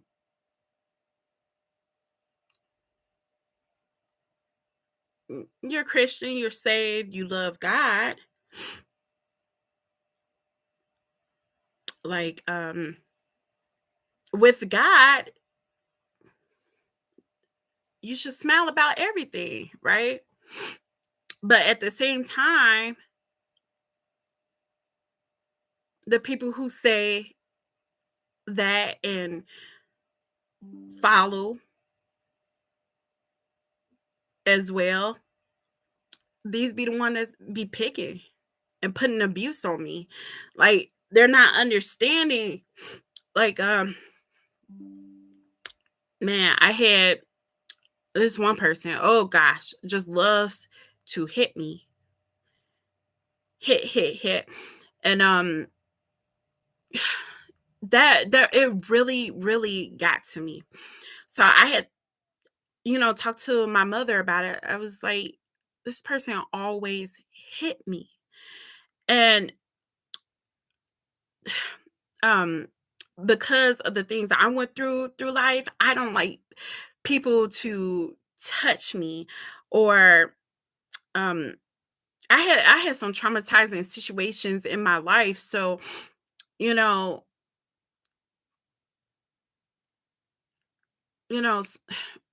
some people are just stupid or ignorant. I don't want to say stupid, they're ignorant because, sometimes people they do things and just don't know. Y'all don't know what a person go through in life. So at all times, show respect to people. Um like, if I want to hug somebody, I open out up my arms, but I don't just, go hug. I wait to see if they is willing to receive the hug, but some people just go up there and hug, and this person is off, and depending if you're like, if you had traumatizing experiences and stuff, like you don't just want nobody coming up there hugging you and different things like that. So, but this person always hit me, and Lord, I was kept over this time where I never once said anything to this lady about her hitting me. I don't know. That's just the person that I am. Other people said they would have went off. They would have went off by that time or told her not to hit or something. But all this time, I never said anything to her hitting me. And in that time period, my mind was more so, I felt like I was being picked on. It was just adding to the trauma and stuff that I had in life. And it wasn't until one day, there was a group outing with this, particular person in that group, and they told me that over time they was hitting me on purpose because they wanted to see a response or a action from me. Like they wanted me to respond, and I never did. Like I would just be like, oh, hello, but I'll be guarded like this because, hey, you just hit me. I'd be like, hey, hello, just to, I don't know. I don't know. That's just the way I respond. This is who I am. But, in the meanwhile, people are causing me harm without realizing it. And then at the same time, they look in my face and ask me what's wrong with me. And to me, that feels really ugly when the person that is putting harm or inflicting you with something and then they ask you what's wrong with you. And I have experienced this all my life. Since I was a kid, I experienced this. Okay. So this, man, this is a video on health, like overall, just whatever you could think of, mental health, physical health,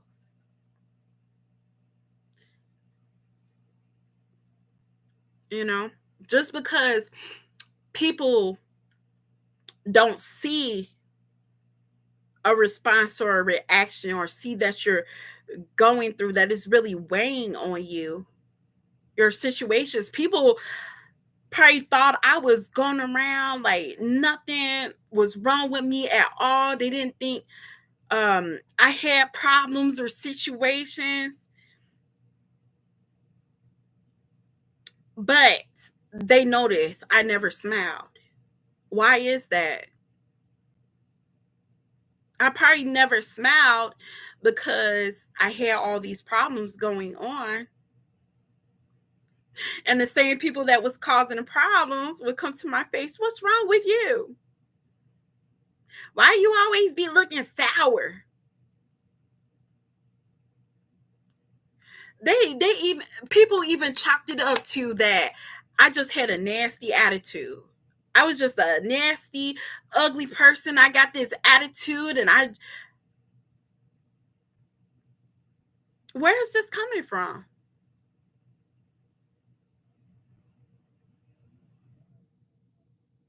When when I was younger, when I was experiencing different situations, people was picking and different things like that.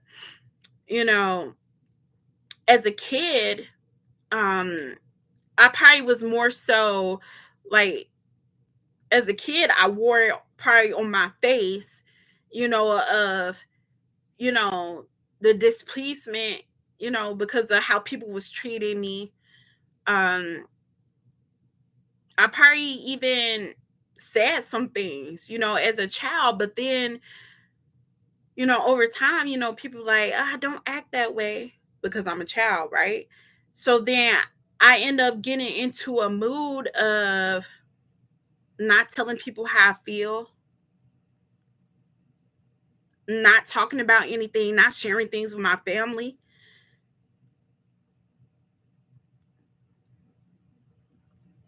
And it's like, and then they come to you and be like, why? Why are you this type of person? Why do you do the things you do?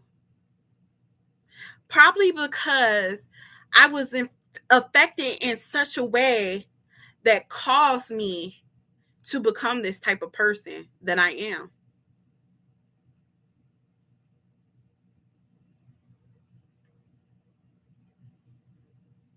When I was a kid, yes, I did have showed attitude. And the reason being is because people was picking on me and I didn't like that. So yes, me showing attitude was actually me standing up for myself. And in the process, I was told not to be that way. So from that time on, I stopped being that way. So then in the process, I stopped standing up for myself. And if people just acted or treated me that way, I didn't show any emotion. I became numb to that. I became numb, but in the actual back of my head, all that stuff was there. All that stuff was there, and it was bottling over. It was building up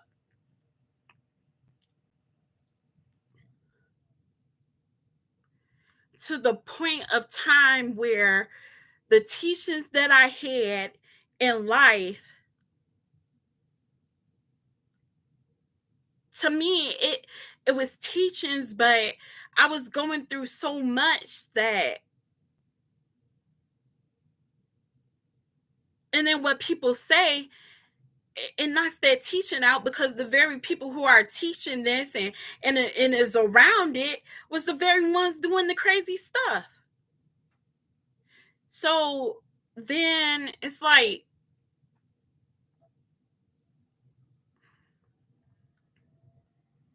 y'all, that stuff really affected me.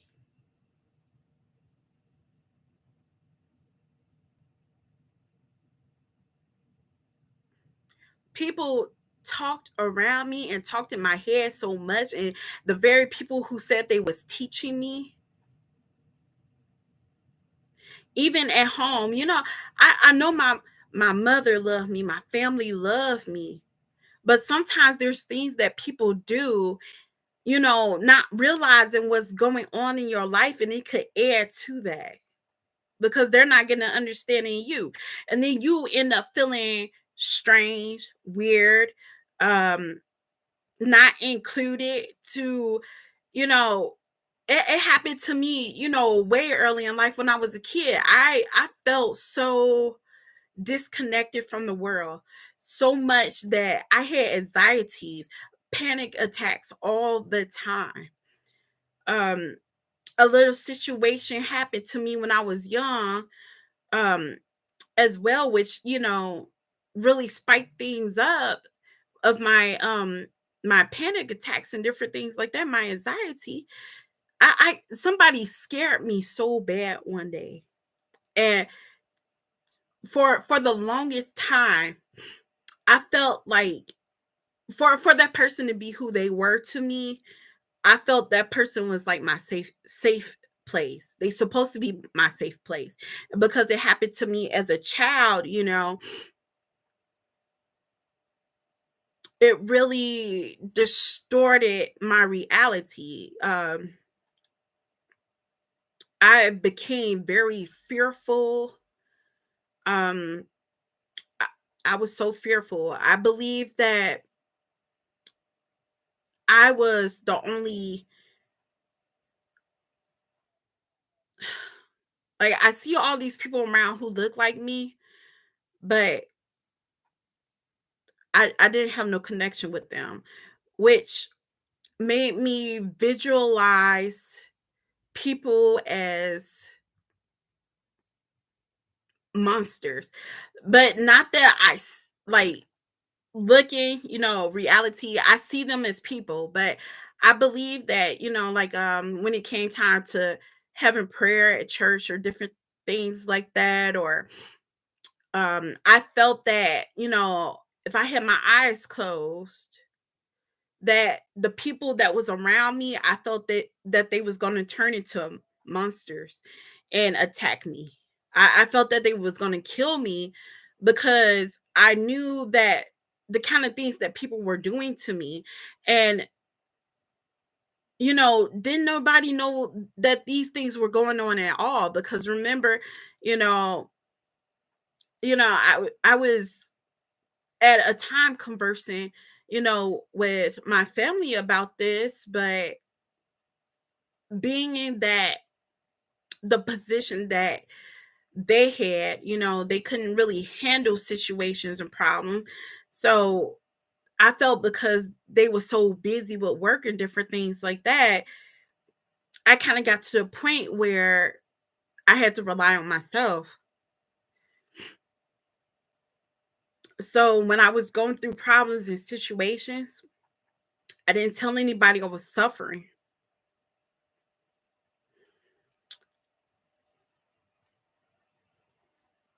And even now when I say things are getting better and different things, because I'm like getting severely deep into God's word. I'm going to counseling. I got a few people who, that's hanging in there, that, you know, I got a few friends, and I mean a little bit that kind of helps, but because, people are really, they're still distant, because I try to form, relationships, because that's healthy. That's a healthy thing for people to have. And not having, you know, relationships that are healthy, that really can mess a person up. And I know that's what, that was another thing that has bothered me throughout my lifetime. Like, um, I guess around junior high or something like that. That's when I had my first friend, and she was a person, like, I didn't talk.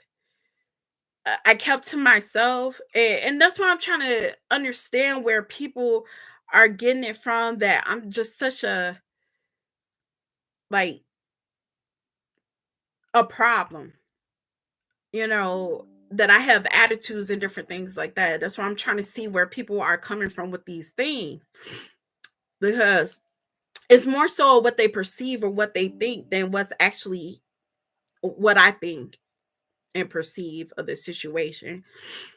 So, um,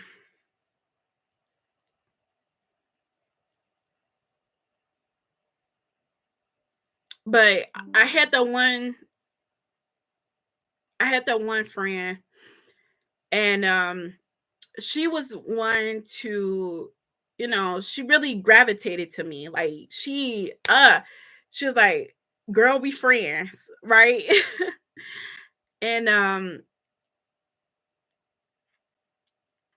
and not to mention, how people are, you know, um she's, she's white, and she was a friend that I had for a good while.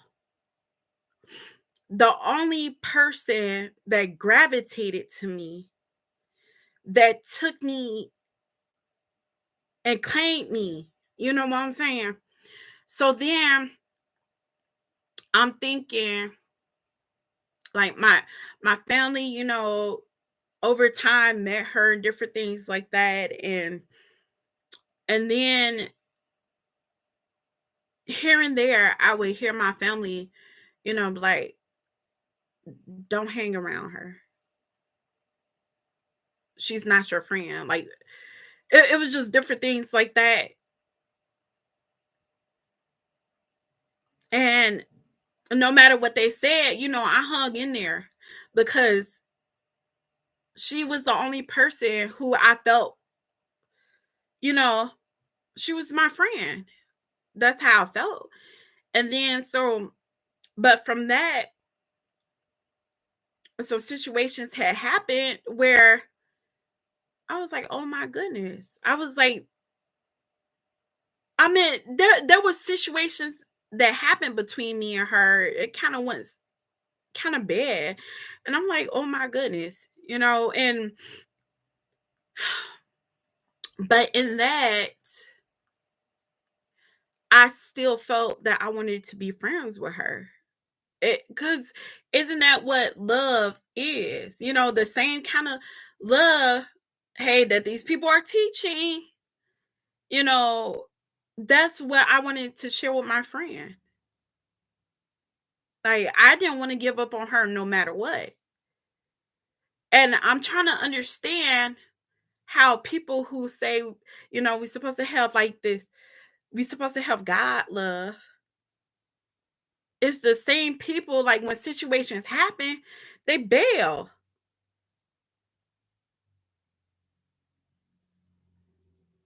I mean, it happened in the world too, but that's why, like, on my platforms, my Facebook, different things like that. No, on that one Facebook page, I teach about God love because I believe that we should share that with everyone, even with our enemies. I look at people as, even when people do things that's wrong, we're human. You know what I'm saying? And who are we to judge? I mean, the thing that I know that God wants us to look at is the fruit that people, bear, to, kind of, to protect yourself around them, right? So because of the fruit they bear, you know what kind of person they are, right? So that is my understanding from love, but not to judge and be like, nah, you out. Like, you're not showing no love to that person to bring them to God.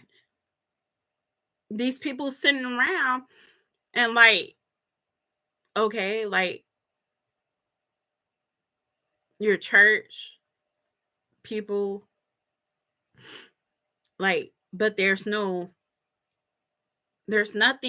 that can connect those people and bring them into God, because we Christians now, we talk about protecting ourselves and different things like that. We're so fearful of the world, of its dangers. But I remember in the Bible, it was saying, thou should not fear, you know, we shouldn't fear. We shouldn't be afraid, because God has given us power, and the situations that we be in, God is in control over it anyway, anyhow. So when you face a situation, you know, and if you're doing it the correct way and letting God, help lead you through it, it shouldn't be, you know, it shouldn't be a problem because you're doing things the right way, the correct way, with God's love, and that's what I believe it is. But then when I see other people,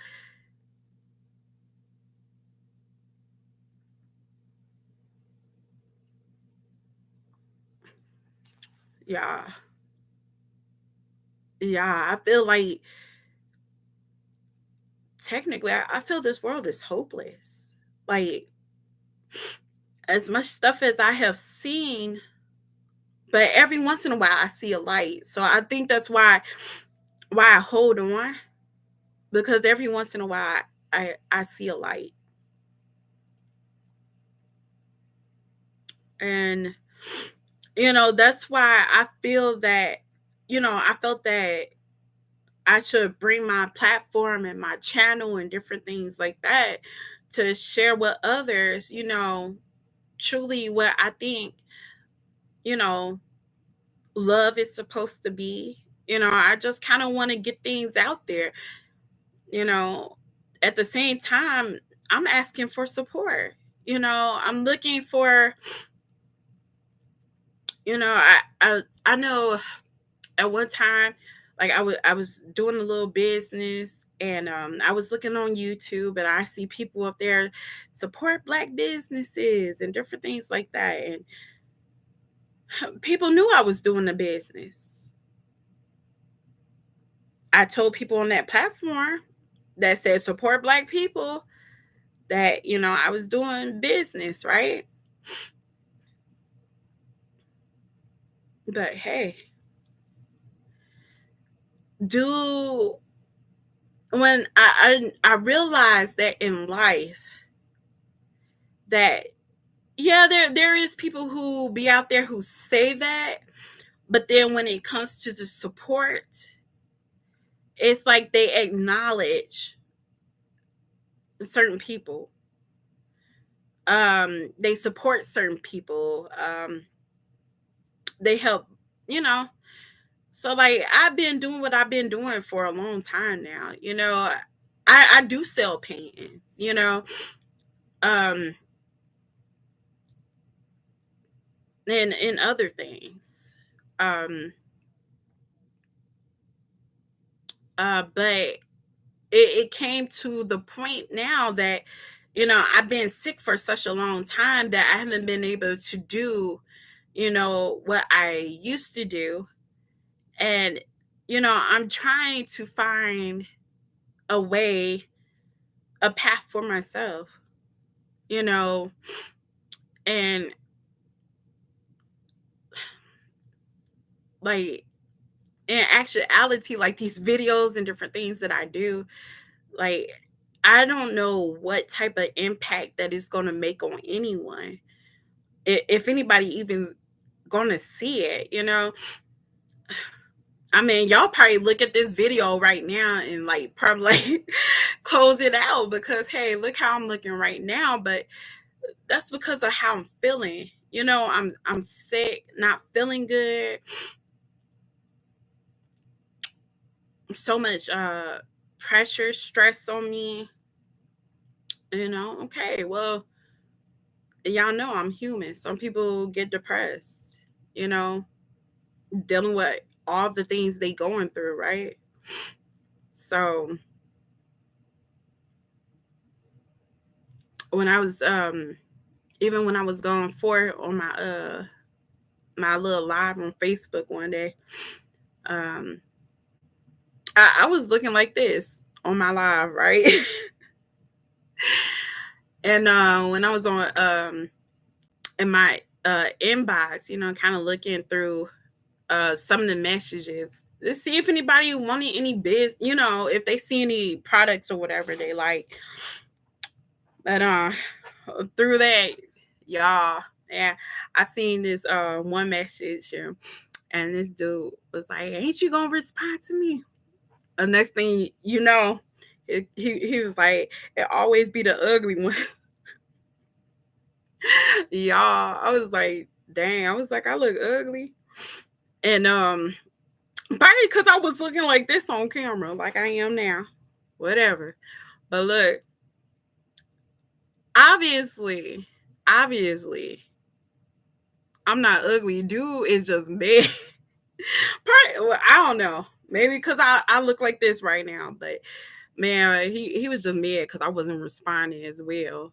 But sure, y'all look up on my Facebook page. That picture I got there in my profile, that is me.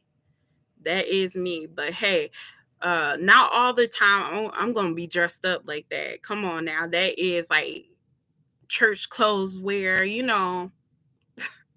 Like I'm going somewhere, if I'm at home just chilling, I'm chilling. You know what I'm saying? So, but that was kind of funny though, y'all. But anyways, so yeah, it just is what it is. Like I'm going through, I'm struggling, even though I got my page up and I'm talking about God and different things like that. At the same time, boy, I need help, y'all. I need help. Like, send me some help. So I can't go out there and sell my paintings like I used to. Like I used to be on my front line painting, people coming through and I'm selling like paintings left and right, y'all. I don't even have enough energy to take all my paintings outside to sell it. And but that's what I'm telling you. Yeah. I need help, y'all. I'm struggling. Shoot. It's been like what, three, 4 years. About 4 years since I worked an actual job, y'all. Man, and then y'all could add to the pain at the same time with the cruelty, boy. Cause y'all really be talking. Really be talking. So, but just to let y'all know, y'all need to stop wilding. Ugh, God, I was gonna say wilding out on people, but y'all need to stop being disrespectful to people. You know, y'all look at people and think they just lying and hypochondriacs and everything because I've been called all of that, lying and hypochondriacs. But according to my doctor, shoot, those reports are real, honey. Them tests are real. You know what I'm saying? MRIs, whatever. Shoot, I done had all kinds of tests, y'all. Those doctor reports don't lie. They see what they see on them. Okay. So when y'all see any other person out there with health issues and stuff like that, or man, don't be cruel, y'all. Don't be cruel because it's adding to that person's stress. Like y'all go around, talking about people thinking it don't hurt because it's not towards you. Shoot, you talking about other people. Shoot, let you be in that same position, that same predicament, and let somebody talk about you. You wouldn't like it. You wouldn't like it. Maybe, just maybe. I was watching something the other day, and um, had they were saying on there like y'all be careful about putting your mouths on people because you know you end up in that same position. You end up in that same position. It's not fun. It is not fun. Y'all, y'all, guys, like, man, this is a cry out video. If you ever not hear one before, y'all, I'm struggling. I'm stressed. Shoot,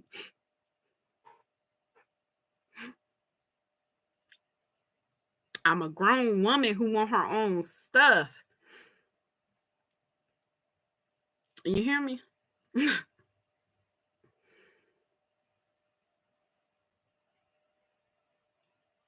Yeah, shoot. Some people told me, you need to get married. You need a man to help you out. Whew. Y'all, is that really the answer? Is that really an answer? Because then you just marry anyone, and then anyone could just treat you wrong, right?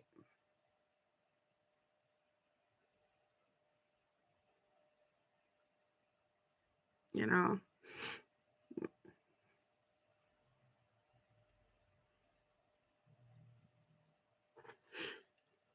but yeah, I think that was pretty much it as far as the video. I just wanted to bring awareness and let y'all, kind of know who I am. Tell y'all a little bit about me because I got my pages up on Facebook and stuff, and I think between both my pages, I got about 9,000 followers on there. So I'm just trying to get this YouTube page going, this YouTube channel up and going. This is a long video today because I was actually, going, through um stuff that happened to me in real life. So and it was a lot. And this man, look, it said I've been on live for 4 hours, right? Y'all, that don't even touch the surface of all of what I've been through. If y'all think this is a long lie, just think it don't even like scratch the surface of all the things I've been through. Okay. I'm just giving y'all bits and pieces over my life, right?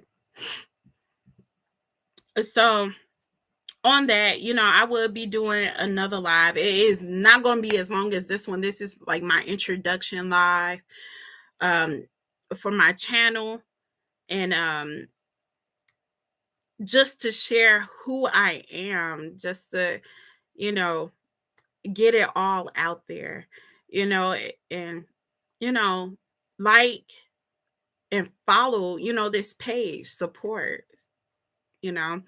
I be seeing so many pages and different things going forth, and support going forward. And, and I'm thinking, hey, I'm really going through something. I really got these health problems. I really got this and that going on.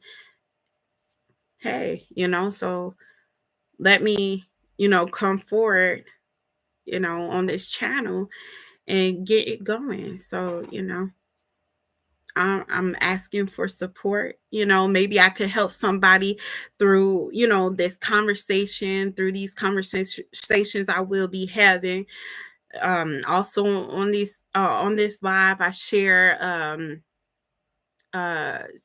some of the messages and different things, that I talk about. I will help Mark post it on here. I think most of my messages are on my Facebook page. You could follow me on Facebook. My Facebook name is Helen Glass, and then I have a second Facebook page is Helen Lene. You can follow me there too, or send me a friend request. Um, the Helen Glass page is where, I give my messages, different things like that. Um, well, it's geared, to God. That's my message page. And then I have Helen Lene, which is where, I have Helen's Gifted Hands.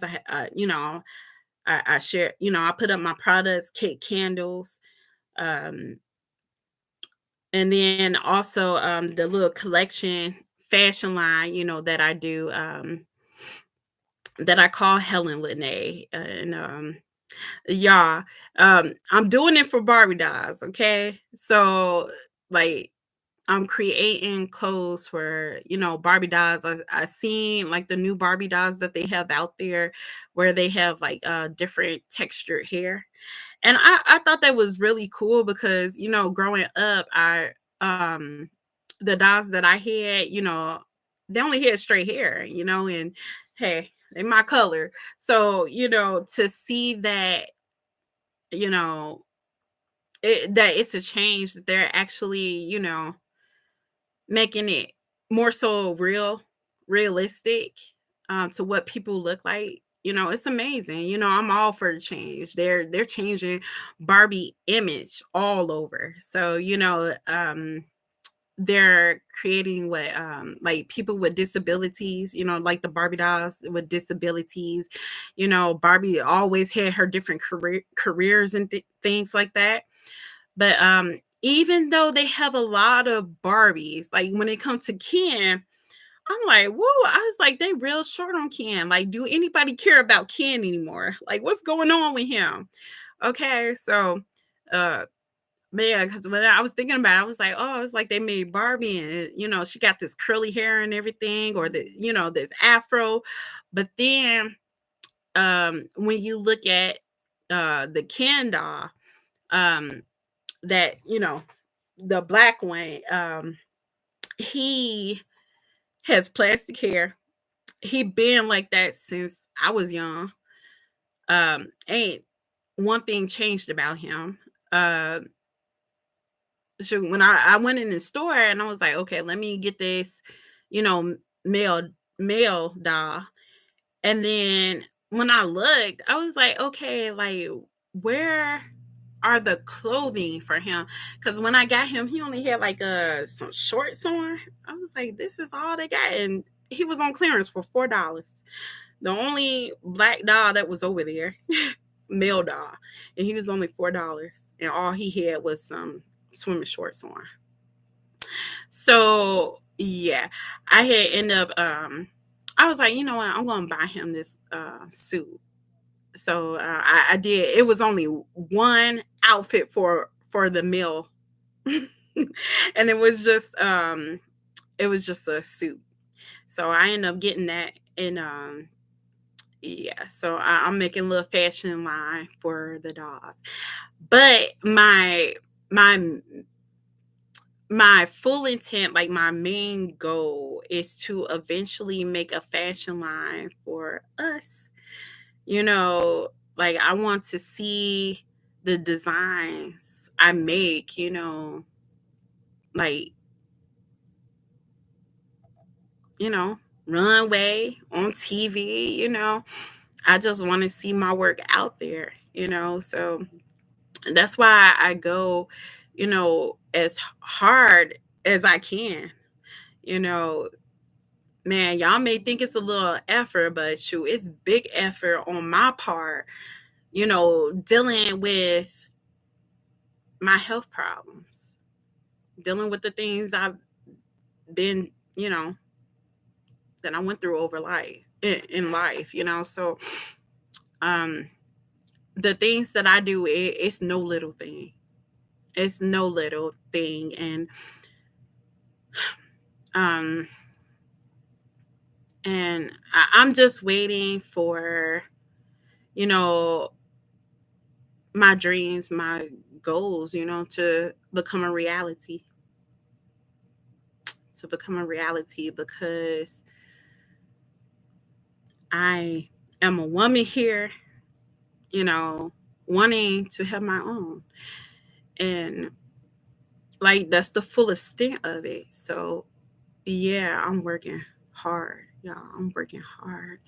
And it's hard because, I'm supposed to be waiting, waiting on disability. And y'all, it's been 4 years. And I don't know what's gonna happen. I don't know what's gonna happen.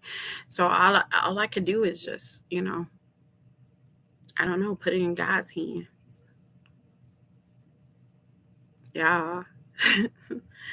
Because when you in a place, shoot, like this,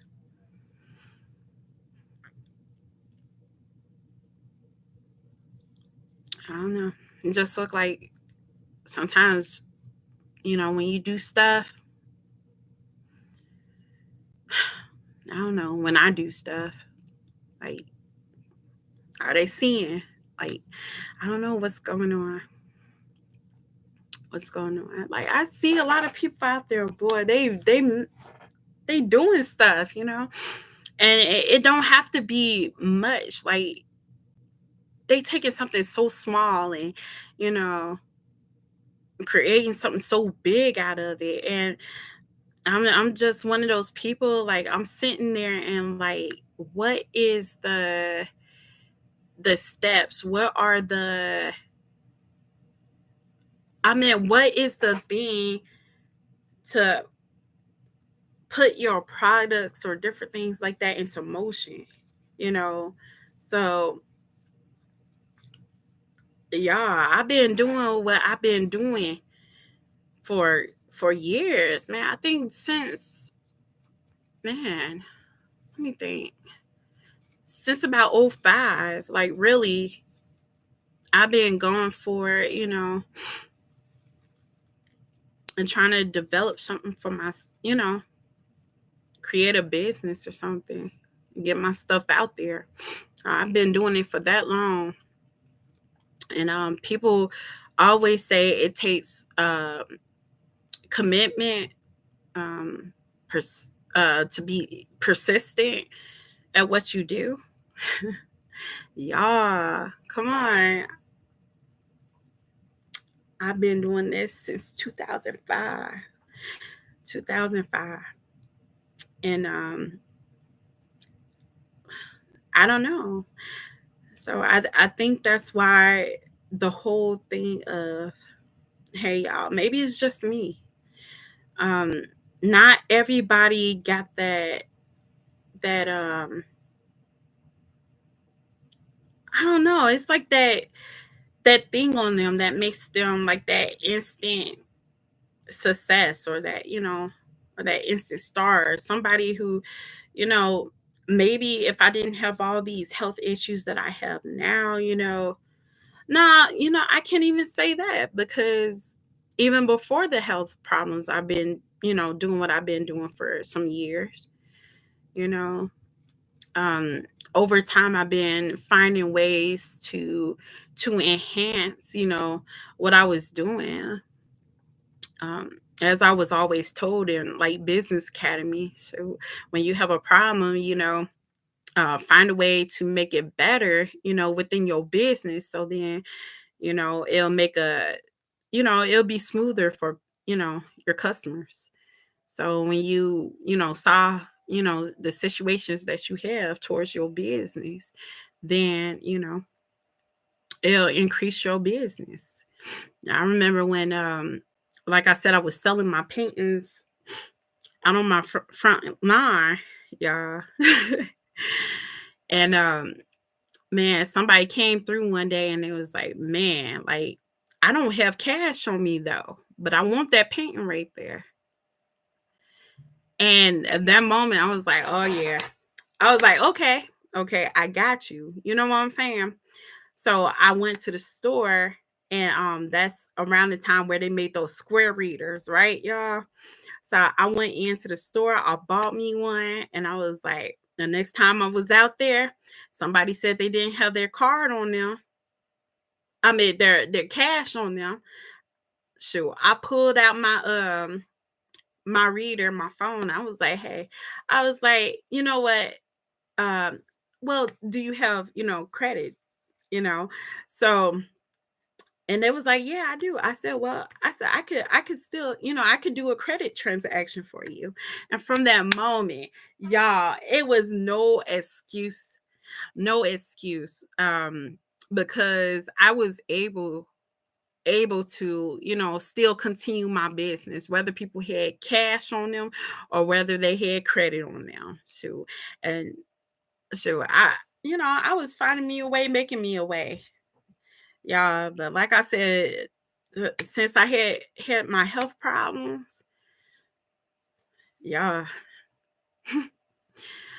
yeah, I mm, I just haven't been doing that. I haven't been outside during the summer selling my things. And if I had the help, or if I actually had a place where I could actually, get my paintings, up, and where I had a place where I could sell these things. I tried going to different places, you know, that actually help people out to be able to, display, their artwork, their craft works, in their stores, to get them sold. But hey, it costs to put your items in those things as well. So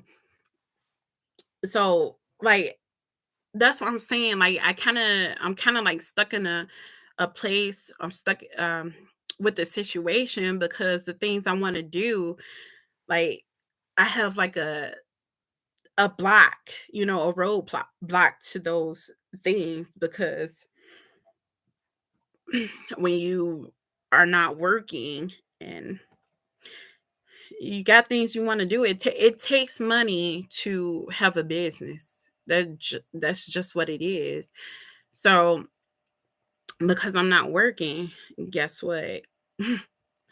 I can't continue with my business like that. So that's why I try so hard to, you know, whatever I have here that I've created or done, um, shoot, like even y'all, I'm telling y'all, I try to work with any and everything that I got. If somebody give me money for Christmas, I bet you like I'm I mean not I bet you, but when I get that money for Christmas, like that's not going on myself. That's going towards like my canvases or paint, different things like that. So like I could be able to sell them so I can make money, y'all.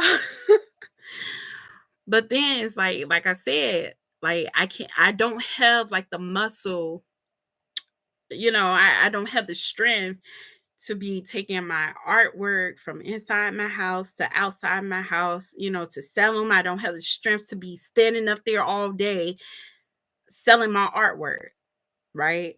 So I even heard a person say, "Why don't you hire somebody?" But hey, you need money to hire a person, right? Because they have to get paid. So, like, I'm at a complete roadblock, y'all. Complete roadblock. Not to mention, I heard the only job that I will probably be able to work is what you call it, like a person who uh what is it called? Switchboard. Like they told me I should do switchboard. And I'm like, what is I was like, isn't switchboard like something that was like from the old days, where that person sat up at that desk with those little things on it and they like actually like took phone calls and switched people around or something like that. And that's what I was thinking, what I think it is, but they told me it's actually like a secretary job. But like yeah, isn't that like that's exactly what like a secretary do. Like switchboard, that's a secretary for, pretty much for our office where like well, you need this room. Okay, well, I'll transfer you to this room. So like I'll be sitting there for what they say. Well, they told me, yeah, it looked like you need help, but let's see, you could work part-time. But them saying that I could work part-time, y'all, that is not independent. That is not independent. You have to be an independent adult, y'all. So it kind of baffled me the kind of things that they were saying. Hmm, like I can't be independent if I'm working part-time, y'all. And not to mention, y'all, I'm hurting right now. I'm hurting right now. I've been on here for 4 hours. I don't even think I could get up from this chair after I get, after this. But that's why I tried to take those pain medicines before I started, y'all. But because I knew I had like a long conversation that I wanted to give out because like y'all, people really need to know these things. Like it is so hard trying to get help when you have health problems, like the disability, the different routes you have to get through. Um, like it is difficult. They make it difficult on purpose. So like when you have, you know, like family members and different things like that that's trying to get that, you know, do your best to be there. Like when they going through that stuff, help them out and different things like that. Um, well, because of my situation, like I struggled a lot with the things I was going through, those different routes I had to take. So really relied on the lawyers, that I have, to help me, go through different steps, different things. When I went to the doctor office, I had to help them explain it, write it out, any little thing that could help me out because if y'all don't know, even with like the fibromyalgia, the different things I go through, ADHD, all that kind of stuff, um, it affects the mind. So it's like, staying on topic and remembering things. You in pain all the time. Shoot, like, come on now. Like, your mind is not really there on things. Even when you like, yeah, I'm listening, you looking at the person or trying to look at the person or trying to listen. But uh, but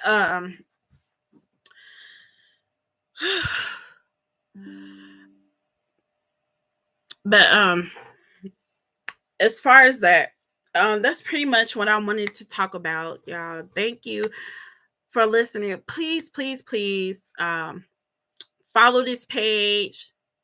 Um, oh no, subscribe to this page. I'm sorry, y'all. I'm thinking about Facebook, but subscribe to my page, like and share this live. If you see any other lives that you like on this page or videos, please like, comment, and share. Well, thank you and have a nice night. Thank you for joining me.